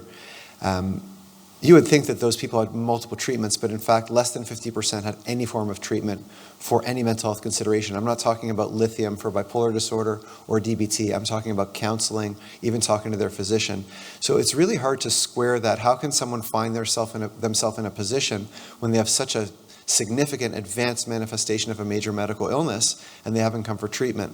And this is a community epidemiologic study. We don't know the answers to why they didn't come forward, but I think one of the themes that you're hearing again and again tonight is that it is different from other conditions. If you break your ankle, you know what to do. If you cut yourself, you know what to do. If you have bipolar disorder, well, I don't know. And I think you heard from from Amelia that sometimes when you do come forward, people say that's not so bad. And that's not to judge every clinician. There's all kinds of different circumstances, but I do think that there are misconceptions about what it means to be an adolescent, and I can assure you that bipolar disorder does not look like regular adolescence. Sometimes you hear that people think this is a reflection of modern society, too many cell phones, the built environment where we don't do a lot of exercise, but it's actually something that's been observed for over a century. So this is Emil Kraepelin, who is one of the foremost observers of bipolar disorder. I say observers because at his time, there was no interventions. You would institutionalize people, put them to work perhaps, give them recreational activities, and some more invasive procedures that we definitely don't use anymore. But you didn't have medications and you didn't have evidence-based psychotherapies. And even over 100 years ago, he observed that in rare cases, you can get this illness before you're 10 years old. And most commonly, it happens between the 15th and 20th year. And tell me what's changed since then. I don't think that's changed at all. And I think that there's tremendous amount of controversy about the childhood bipolar disorder. Tonight we're mainly talking about adolescence, but there's still controversy about adolescent bipolar disorder and whether it's just the drama or the chaos of adolescence. And as you can see here, someone that didn't have their views skewed by any sort of philosophical slant. He did not have psychodynamic or psychoanalytic or religious or any types of belief system. He just observed and wrote down what he saw, and it's still the same. So that should tell you something. Another fact that should tell you something is that if you look at bipolar disorder, and we heard today earlier that this is one of the most genetic, molecularly genetic, and familially genetic illnesses in medicine. And there have been large, what's called genome-wide association studies, where our field found that single genetic markers are not really that impactful in major mental illnesses, unlike cystic fibrosis or Huntington's disease, where one gene makes a big difference. So there's clusters of genes, you get a score, and you can look at an individual score as a reflection of their risk for bipolar disorder. So with ongoing doubt about adolescent bipolar disorder, although the genetics of bipolar by itself is not really a core theme, we really felt we had to demonstrate to those people who still have doubt that this is real. So we applied the exact same genetic risk scores that have been developed in adults, and we took them and we applied them to the teenagers in our clinic who had bipolar disorder, who were referred and had bipolar disorder in our view, who were referred for bipolar and we didn't think they had bipolar, and that's in blue, and those who were healthy controls. And you can see that, yes, overall, there is an overall pattern that's pretty similar. Bipolar disorder, the highest genetic risk for these conditions. So the youth with bipolar disorder overall had higher genetic risk for ADHD and depression and schizophrenia, but it was not statistically significant. I say it's higher because you see visually that it's higher, but this is not reliable necessarily, whereas the only one that was statistically significant was bipolar disorder. So teens with bipolar disorder have higher genetic risk for bipolar defined by adults as compared to healthy controls. And you might be wondering why I'm even bothering to say this, but I think that there really are people who continue to doubt. And I would offer that this tells you, in addition to the fact that we know that the clinical manifestations over the course of time are the same, maybe a little bit more severe, the diagnostic symptoms are the same, and the genetic risk factors are overlapping. And I would also say that if we had done, which I would love to do, and this doesn't exist on Earth, a large study of young people and specifically look at genetic risk for bipolar in young people, I'm sure that the data would be much more pronounced than what you're seeing here. So there was two things that led us to launch formal patient and family engagement at CYBD. One of them was just, looking at partnerships between researchers, clinicians, and people with lived experience that had really benefited conditions like pediatric cancer, HIV, even autism. And it just hadn't happened in the field of mood disorders. And we thought maybe we'll give it a try and see if we can develop some partnerships. I think tonight tells you that our partners have been ready and willing, and it's been great. But as you heard earlier, this has become part of the expected components of research in contemporary Canadian research. But in 2012, it wasn't. This was something that was just, really, I think, different, especially in mood disorders. So that was one factor, was just trying to derive the benefits that come from partnership that had been observed in other conditions, medical conditions. And the second was that we weren't necessarily part of an intensive child and adolescent clinic where we were before. And there was some reluctance on parents' part to have their child or adolescent, in our case, participate in research.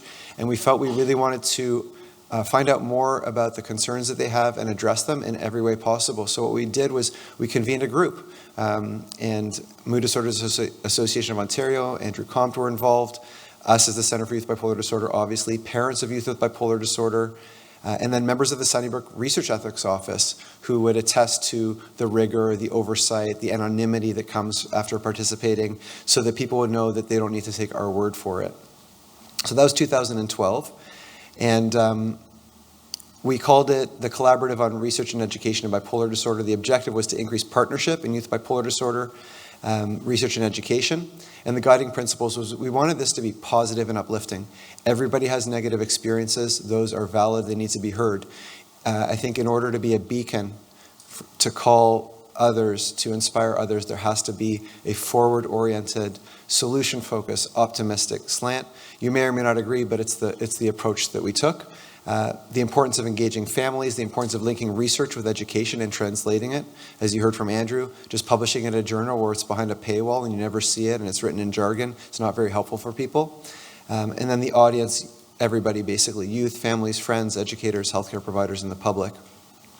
So this was really great, and huge credit to Andrew and MDAO for being open to this, because I think there's a lot of belief that people with mood disorders were suspicious of research or didn't want to participate in research or didn't think it would help them. And so I asked Andrew and colleagues, what if we just wrote 4 questions, 4 multiple choice questions, and you disseminate it to your very wide consumer base and let us know what the answers are. And I'm going to present you these 4 questions. So the first was questions/statements.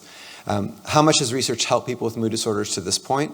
As you can see, it was quite a distribution, and there was about 15% of people that felt it had done like nothing much at all. But if you look at research offers hope for improving outcomes in the future, it was less, most everybody thinks that there is some hope. So it's interesting, even though they felt that it hadn't yet done the job fully, those same people still felt hopeful. So the rate of people believing in the future potential of this was really, really high. And I think that was surprising. How likely would you be to participate in research with mood disorders? These numbers, so if you add up very likely and likely, you're talking about 75% of people were likely or very likely. So that, again, the vast majority. I don't think that's lower than in other medical conditions. And finally, it is ethical to do research with people with mood disorders. And as you can see, almost nobody said that was really true or not true. So to me, that was the beginning of a really nice dialogue with MDAO where we made an assertion. We offered them a challenge, they sent it out, they got the data, and that was the beginning of what continues to this point. So it was really a good outcome. And it also shows, I think, that it's important not just to focus on people that had exceptionally good or exceptionally bad experiences, but to really kind of canvass your population, and this is what they told us. So our first event was in November 2012, Research and New Hope for Teenagers with Bipolar Disorder. Andrew represented, on behalf of the community, the lived experience perspective for the first 2 years. And then in subsequent years, we had a patient speaker or a patient and parent speaker, and it's been that same way until now. In 2018, one of the youth suggested, why don't we feature some art? There's some belief that people with bipolar disorder are more artistic, and certainly we had a lot of artistic youth in our clinic. And as you can see here, people presented their paintings, and also we had stones that people could decorate artistically in the moment. And we still use this slide, and I'm not sure if you can see the words, but there's courage and hope, and the word stigma with a cross sign through it. Really, really inspiring stuff. So I think another turning point was in 2017, and this was, backtrack a little bit. It's 2010. I was attending the announcement of a major gift to pediatric cancer at Sick Kids. I was in the audience, and after a number of presenters, senior executives in the institution, out came a young child who needed to be helped on stage, who stood up on a box to be seen, and presented the most courageous and bold and inspiring talk. And I just thought, literally tears, thinking about what it would take to have that be your child and be okay with that, have the child come up and speak like that, and the impact. And I thought, is there going to come a time, this is 2010, it's 15 years ago, is there going to come a time that I'm going to encounter someone in my practice who will have the courage to do that? And is my hospital going to meet that courage with enthusiasm? And I think that there was other examples before, but this was a major one. So in 2017, we had the answer, which was somebody being willing to go public, not just within the hospital, but essentially across the whole country. So this young woman was featured in an article. She had participated in research studies on our eye imaging, retinal imaging, which Dr. Megan Mio leads and Cody referred to earlier. And I'm just writing some quotes. This is publicly available. I'm comfortable expressing myself because it's no different than telling people you have diabetes or some other health issue. And I'm hoping that for future generations, and possibly even any children I may have, this research will really benefit them. I just thought it was so impactful, and if anybody wants to find that article, they can reach out to us. In addition to being featured in the Globe and Mail, this was on the cover of our hospital's magazine. It was the first time a mental health topic was covered. It's a fantastic hospital. I maintain an affiliation there. leadership in stroke and cancer and heart disease, etc., and great mental health care as well, but had never been, at the same station as those other major heavy hitter conditions. And so to have this picture of a young woman with her hand over her eye, and if you can't read it, it says, "Do you see what we see?" And I didn't come up with it, but I thought that is fantastic, because how many layers are there to that, right? What do you see? You see a healthy looking woman, right? And you see someone who is, on the cover of a magazine, and in reality, what you have is a person who has a major medical condition that doesn't manifest in physical signs that they have it, who is willing to have that courage, who was willing to participate in this study, be interviewed in her home, et cetera, and et cetera. And her parents were open for it too. So to me, that was a big juncture, and it really announced to our hospital that we weren't joking around, and that we really saw ourselves as shoulder to shoulder with any of those other conditions that I mentioned, and that the youth that we represent deserve that. So another point that I want to make is, you may wonder what people's experience is. I can't speak for Amelia right now, but I would hope that she feels pretty good about tonight, as well she should. And what we found is that some people don't necessarily want to give a presentation like this. Some people give it, and then that's enough for them. Most people, it really sparks something in them. And one example is Tara Armel, who you heard about earlier. And I describe her here as an exemplar of making meaning. So we say making meaning. I think most people wouldn't choose to have a medical condition, but once you have one, how can you leverage it to build meaning in your life, to build purpose? And some of the youth that we've encountered have really just run with it. And Tara is one of them. So she participated by speaking for the first time in World Bipolar Day event like this in 2017 about her own experiences. That was the first time she spoke publicly on her personal experience. She then joined the Queen's chapter of Jack.org, became president of the Queen's chapter. She was an inaugural member of our Youth Advisory Council. She participated, you heard earlier about Aaron Mikulak at UBC and colleagues. This is a great thing to check in on around the week of World Bipolar Day. Dozens of experts, hundreds of questions, thousands of answers to those questions, and it's still available on Reddit.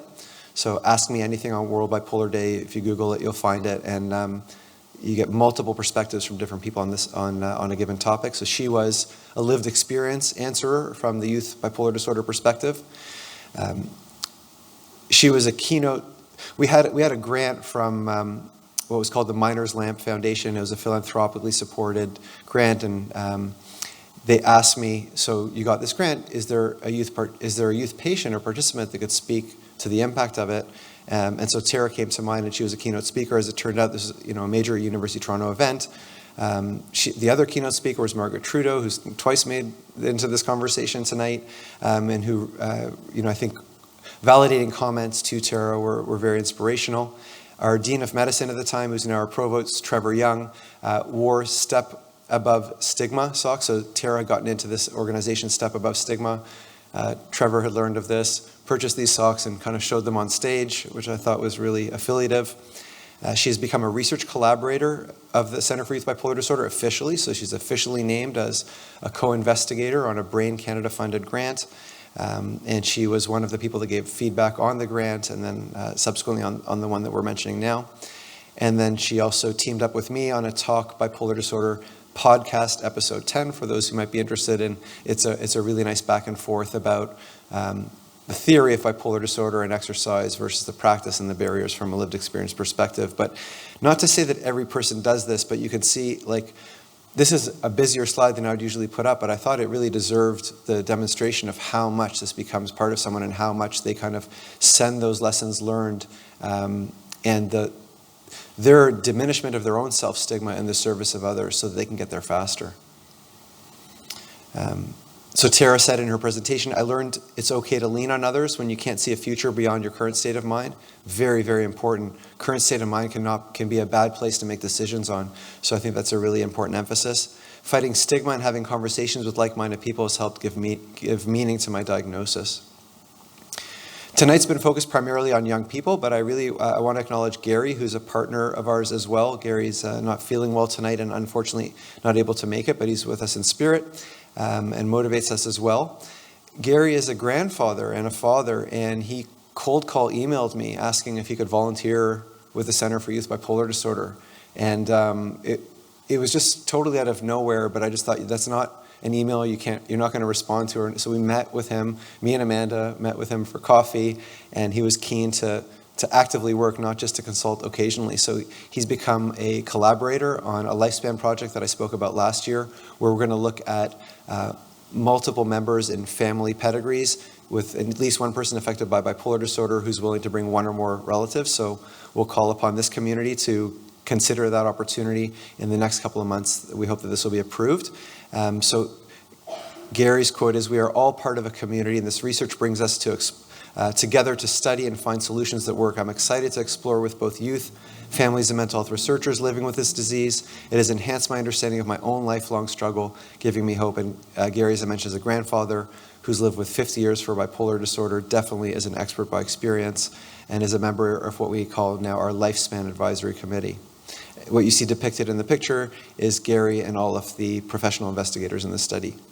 We also have a youth investigator on this Lifespan Committee. She was not present for the photo. So all of this has been focused primarily on CYBD, but we also have outward-facing relationships. You heard today that one of our speakers, Dr. Andrea Vasilev, who's sitting here tonight, I work together with her in International Society for Bipolar Disorders. But how our outward-facing partnerships began in part was I was invited to give a presentation to a group of people with lived experience that had been organized by a lead investigator, a very senior investigator in the field, Dr. Robert Post, who's essentially either mentored everyone in the field directly or their own mentor. And so he had developed, much like what we have tonight, a network, and they had a series of seminars. They invited me to speak. And one of the things I mentioned was what you see here in these slides. I'm not sure if you can read all the titles, but questions in psychiatry. Is pediatric bipolar disorder a valid diagnosis? I just ask you to imagine what that would sound like for diabetes, right? Is it a valid diagnosis? I don't even know what that means. Is it a common diagnosis? Is it a difficult to diagnose diagnosis? I'm with those questions. Is it a valid diagnosis?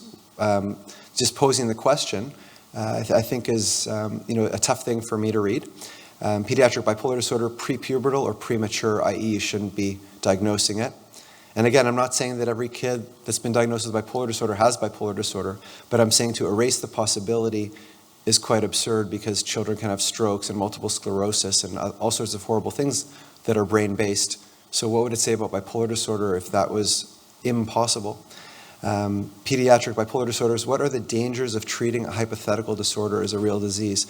So I kind of had enough of this, reading this in the academic discourse. It just felt so disconnected talking about people that weren't present.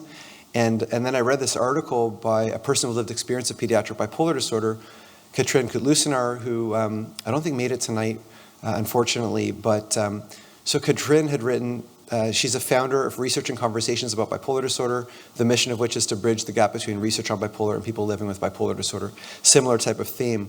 And it was just incredible to every month I get the email that tells you the table of contents, and up comes this title, Patients' Opinions on the Validity of the Diagnosis of Pediatric Bipolar Disorder.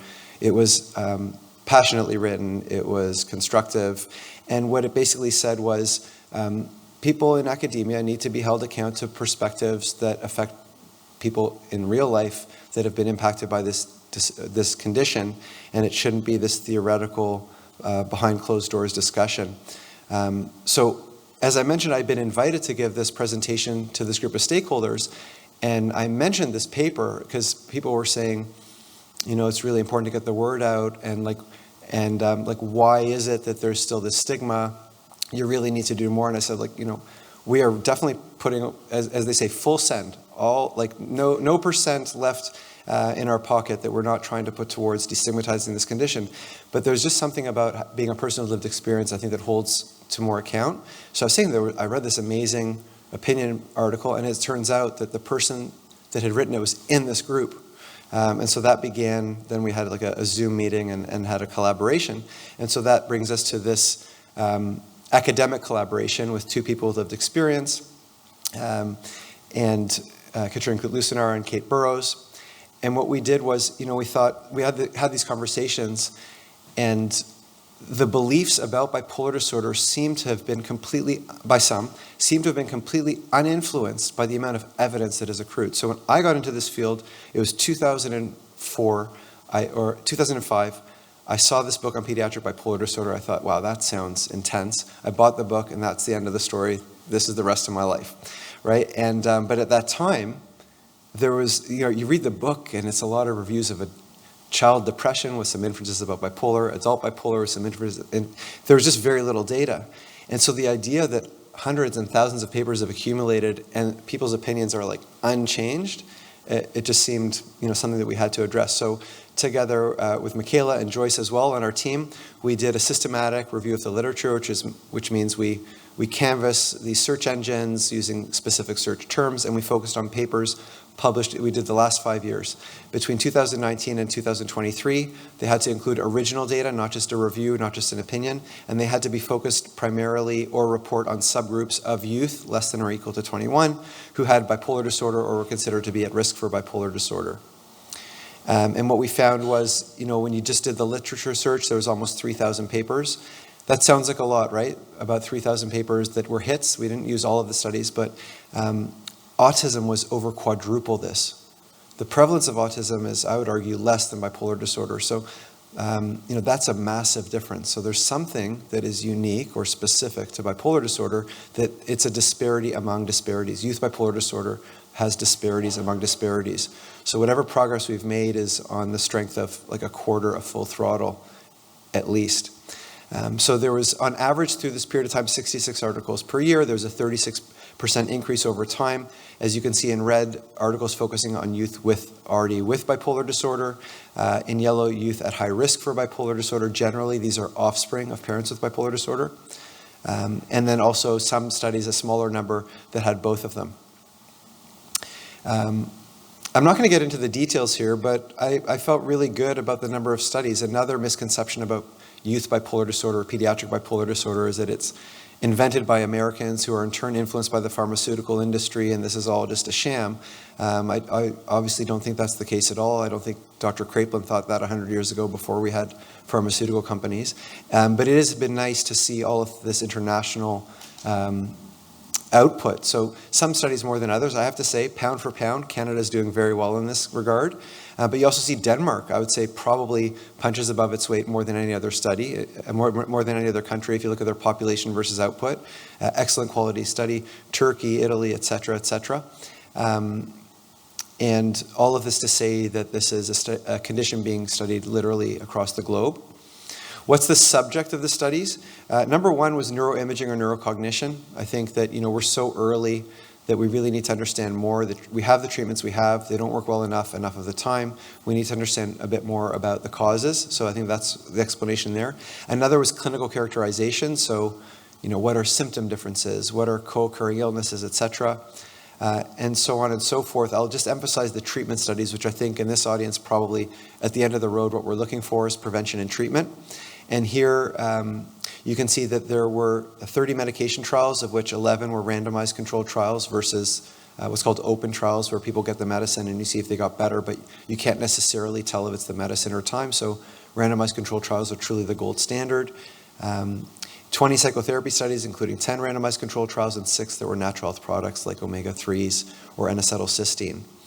And so, if you take these numbers, let's say the randomized controlled trials, 25 randomized controlled trials in 5 years, 5 per year across the world.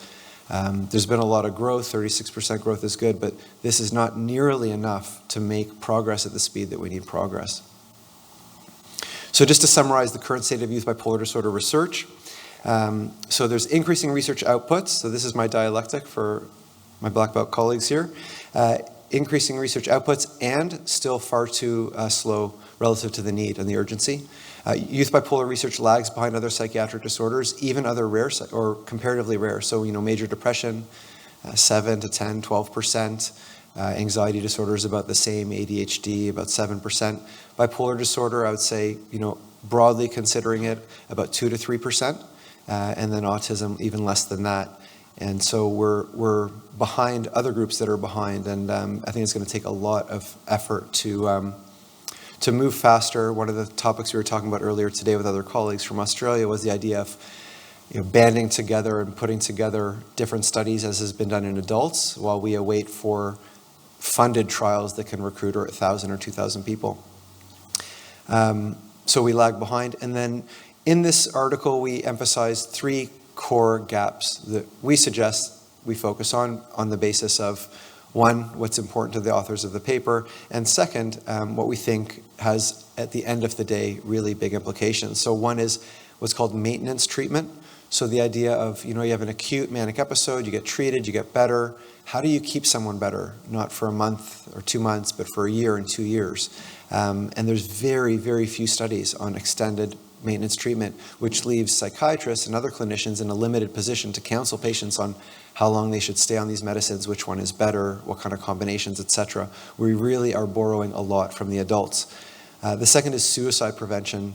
You didn't hear about it tonight so much, but we heard about it this morning, and Michaela Dimmick focuses on this for her career, which is the fact that youth with bipolar disorder are at extremely high risk for suicidality, and even so as compared to major depressive disorder. And they require specific approaches to better understand that risk and to mitigate it and intercept it. That's part of the motivation for why we really emphasize DBT, because we didn't get into DBT tonight, but one of the core targets is suicidality. And then the third is physical health interventions. And I think Cody's presentation was mostly sciencey, as I call it, but at the end of the day, you presented, I think, pretty compellingly that there's this graded approach to integrating physical health that has benefits not only, if you're talking to a 15-year-old who's had a major depressive episode that has not relented for 2 years, they're concerned about my discussion about their cardiorespiratory fitness and future heart disease risk. It's just not hitting, right? It's a bit tone deaf. But if I can say to them, if you can address your physical health, and I think that will add to, yes, we'll use psychotherapy, yes, we'll use medications, but our patients still remain symptomatic, even with the best of available treatments. So this sort of thing can really, I think, add and as you heard, multiple potential benefits. And they're things that are recommended for people in general. So it's not like taking medicine, it's justified, but has side effects. But physical health interventions, I think, multiple potential targets. So in terms of next steps, as I mentioned, collaborative efforts across countries and disciplines and partnerships with consumer advocates to expand scope, and these are essential to address the gaps. So the title of my presentation was 12 years and how far have we come and where to next? So where to next? First is increase engagement opportunities for youth. Whatever we come up with, and a lot of the things you heard about tonight, when we first talked about it internally, felt like it would be risque, that people would think of it as too much, that parents would be reluctant. And every single opportunity that we put forward, there's hunger for it, and there's participation in it, and it's truly collaborative. So we want to increase those engagement opportunities. The second is we want to expand the initiatives focusing increasingly on families, which has not been that much of a core focus in this engagement in recent years, as well as lifespan perspectives. Third is to build on partnerships that we have with national, so CREST BD, you heard about Aaron Mikulak, as well as international, the International Society for Bipolar Disorders. So these international and national groups to increase impact and increase reach. I mentioned Andrea earlier, so we co-chair what's called the Experts by Experience track. So within the annual meeting of the International Society for Bipolar Disorders, there has long been an Experts by Experience track, and we co-chair that, and that has increasingly brought people with lived experience as speakers and themes that are relevant to lived experience, and it is maybe slower than we would like, but still moving forward in terms of its size of footprint in the meeting. And as a next step, we like to push that envelope.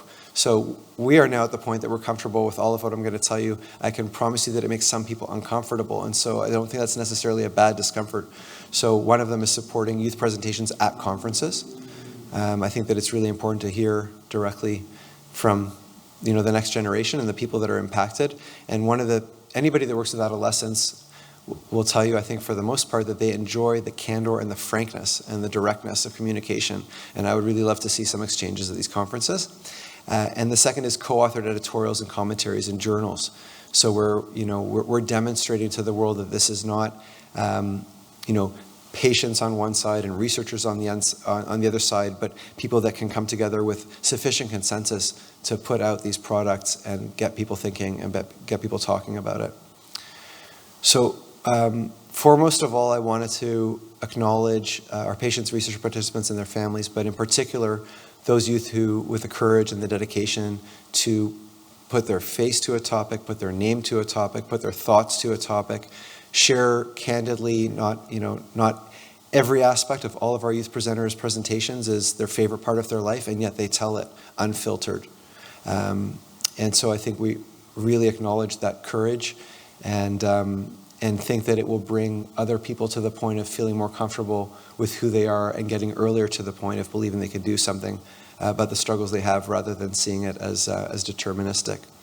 And then finally, I wanted to thank our Center for Youth Bipolar Disorder team. I think we have an absolutely fantastic team, as I said, guided by purpose, guided by mission, extremely collaborative. In terms of today, I wanted to thank our presenters, and especially, you weren't there earlier this morning, but Golda Asai-Bonsu, who helped steer this whole herded cats and got us all to, I can't say how many moving pieces there are to have visiting people from 3 different places and a person that says they're not coming the day before, and then all of it just kind of happened and brought us to this moment, and we're on time, and I can't believe it. So what I'll do is thank you for your attention and invite the 3 early career investigators up to field questions that you may have written or put in the chat. Thank you.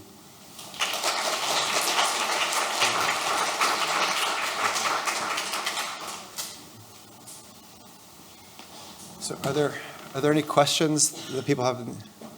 Yeah. Do we have any?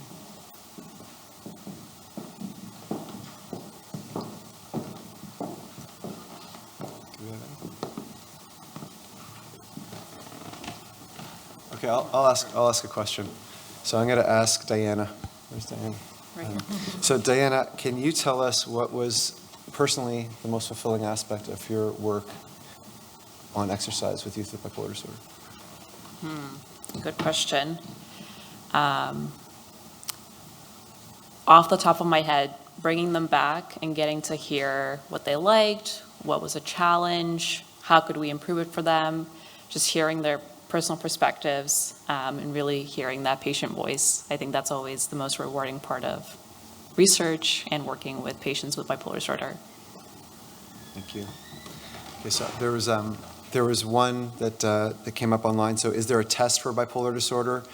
We hope so in the future, but there definitely isn't. And if you find someone that say they have a test for bipolar disorder, please get a second opinion. The genetics is just the beginning, but the extent to which a genetic test can tell you about your risk is 8% of the total amount of whether or not you have a diagnosis. So part of that 92% is life, but the other part is that we have to refine our genetics. So no, we don't have a test as yet.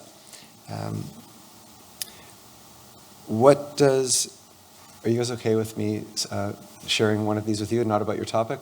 It's questions about what bipolar disorder is. I'll take the first one. I got everybody anxious, the eyes wide open. I'm going to take this one. What does regular adolescent look like compared to one with bipolar disorder? Early signs. So what they look like when they have it is more clear. So whoever a person is, they have a personality, they have a baseline. That baseline can be completely healthy.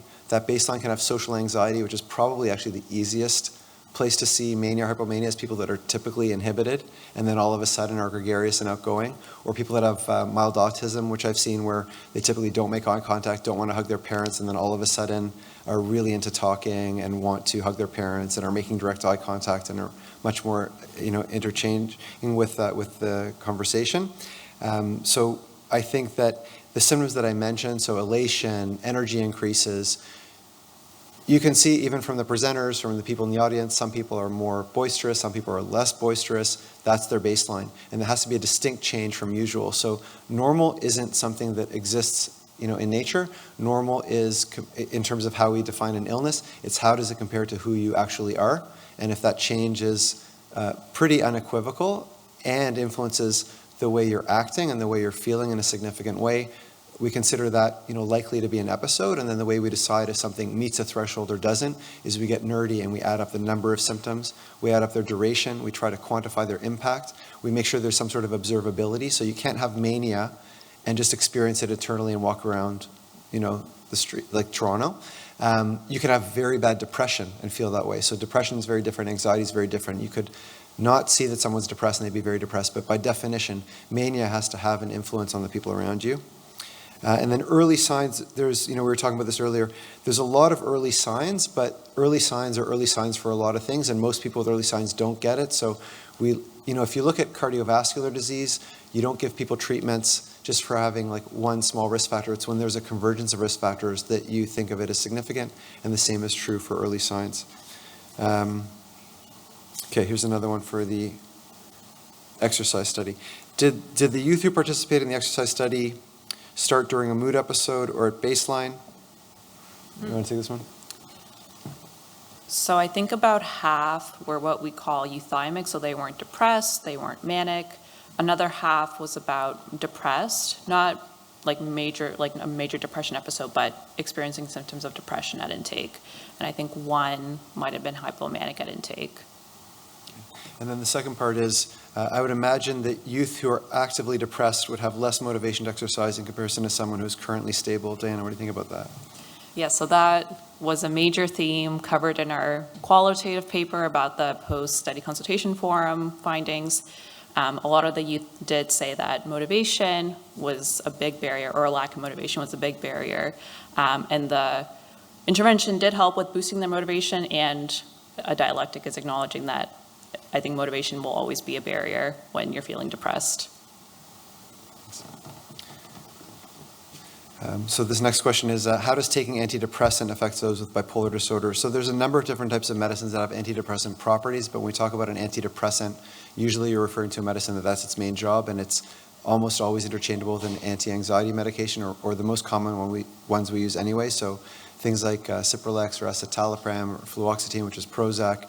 Those are medications that are among the most effective and the most safe for young people with depression and anxiety, as is the case in older adults. However, if you have a bipolar disorder, then there's the risk that that antidepressant could elicit the beginning of a manic or hypomanic episode. And while such events are less common than we think, as data is accumulated, it doesn't look like it happens as often as we were worried about. But I think anybody that's been working in this field for a few years or more has most definitely written a prescription that has landed someone in hospital because it went beyond what was expected. And so we have to exercise added caution when we use typical antidepressants in people that have established bipolar disorder. It's not to say that it's forbidden. We typically don't use them by themselves. We typically use them adjunctively to a medicine that provides some anti-manic protection. And we usually go with lower doses and slower titration or increases. And as much as we, for depression and anxiety, tend to try to direct people to psychosocial or psychotherapy interventions first, that emphasis is even greater for people that have bipolar disorder, because while the relative benefits are potentially the same, the risks are much greater for them. Did anyone have questions that they didn't want to write down, they just want to ask out loud? Dr. Miklowitz. Great set of presentations first, really enjoyed them. I wonder about the exercise study. You started with an open trial, but didn't find effects. But now you're doing a randomized trial, so I assume the intervention is going to be different in the second? So I'll just repeat the question for the audience. So Dr. Miklowitz is pointing out that the first study was called an open trial, everybody got it, and it didn't change their fitness or their exercise. And now we're moving to another trial, building on that trial, that's going to be randomized controlled, which is a higher bar. So essentially, how did we find our way there, Diana? The first one was like a feasibility and acceptability trial, just to see can we even enroll people or participants? Are they interested in an exercise intervention to help them increase their exercise? So we saw that people youth are interested in that. They want to try this intervention. And now the randomized control trial is all about how can we use their feedback, refine the intervention even more, and then compare what aspects might actually help them to increase their aerobic fitness and maybe reduce their depression too. Do you have any thoughts about what those things are? Part, How to motivate people, for example? I think part of that is, we could spend a whole another event on that. I think part of that is recognizing you can't always rely on motivation. I think that's part of psychoeducation too. You can't always rely on that sense of motivation. sometimes you have to act even when you're not feeling motivated. And remembering those reasons of why exercise is important, and even starting small, like small steps towards exercise. We don't expect people to start exercising 150 minutes a week right away, but it's about taking those baby steps, maybe 1 session a week, 2 sessions a week, and building up slowly. Thanks, Diana. And just also to emphasize what was in her presentation, which was trying to make it personally rewarding for that person. So, when we first envisioned the initial study, we sat together as a team and debated about, like, should we offer, parent involvement, family involvement, should it be group or individual? And so we did a survey of the youth coming in the clinic, and they were all over the map. And so that's why we just offered everybody everything. But the idea being that some people would love to exercise in groups, some people would like to do it alone, with a trainer, without, and to the extent possible, making it exactly what they want. So a lot of people we see can't stand the idea of doing like 45 straight minutes of cardio, but they'll do high intensity intervals. Other people find that very aversive and would rather just be medium and kind of go slow. So trying to make it match what rewards them, because ultimately it's true that we can't wait for it to be rewarding to start, but we need for it to become rewarding like pretty quick. What areas of youth bipolar disorder are the team most excited to explore in the future? Maybe we'll have this be the closing question, and I'll ask each one of you guys. So the question is, Andrew, starting with you. So what areas of youth bipolar disorder are you most excited to explore in the future?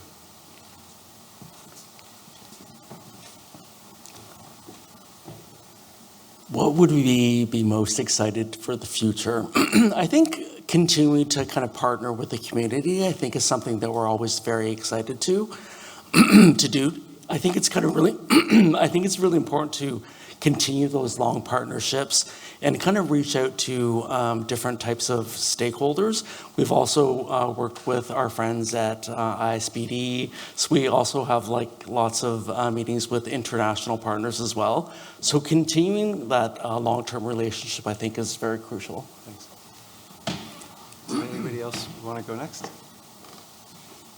Amanda? Yeah, I think just based on all of the presentations tonight, just increase participation from everyone with lived experience. So looking forward to continuing working with the youth advisors and seeing what projects we come up with next. Danielle?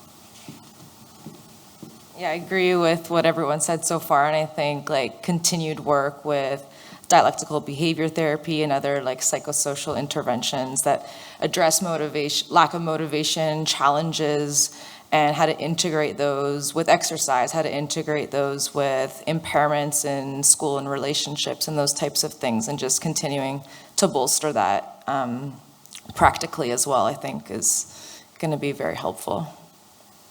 Cody, close us off. Yeah, so my research is focused on heart health and brain health, but through my interactions with research participants in the study, I get a lot of them that are interested about like cognition and global functioning.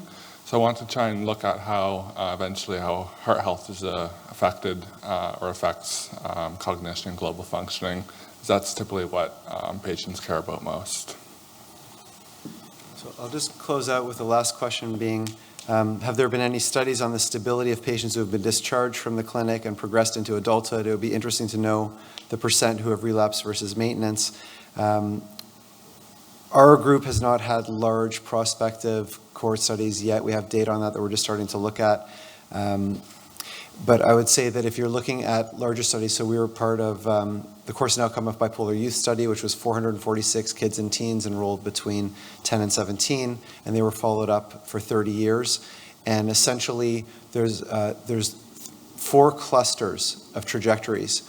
One is people that pretty quickly get better and spend about 80% of their time without impairing mood symptoms. One is a group that is the opposite of that, and they start off with a high percentage of the time with mood symptoms and it doesn't get better. So that's, about, I think, 20%. And then, I said 4, but there's actually 3. And then there's another one that spends the first year and a half like that low, high symptom burden group, but then at a certain juncture makes a change in trajectory and catches up with that 80% and then spends, their young adulthood in the predominantly well phase. So at the end of the day, you're talking about like 60% plus that are spending most of their time without mood symptoms. So I think that's part of the answer to the question, but the reason that we focus on comorbidity is that you're not out of the woods with depression and mania being controlled, because whether it's ADHD, anxiety, addictions, eating disorders, those are also things, and we're not even beginning to scratch the surface of trials for that. So these are great questions. So again, thank you all for being here. Thank you for being part of our community. Please let people know about this. Please reach out if you have questions. As I said, our website is like densely populated with information, both printed materials, websites, the videos. You saw Alicia speaking earlier, so those videos are up online. And if you have ideas for topics that you haven't seen covered, either tonight or on the website, please send them to us. So thank you and have a good night.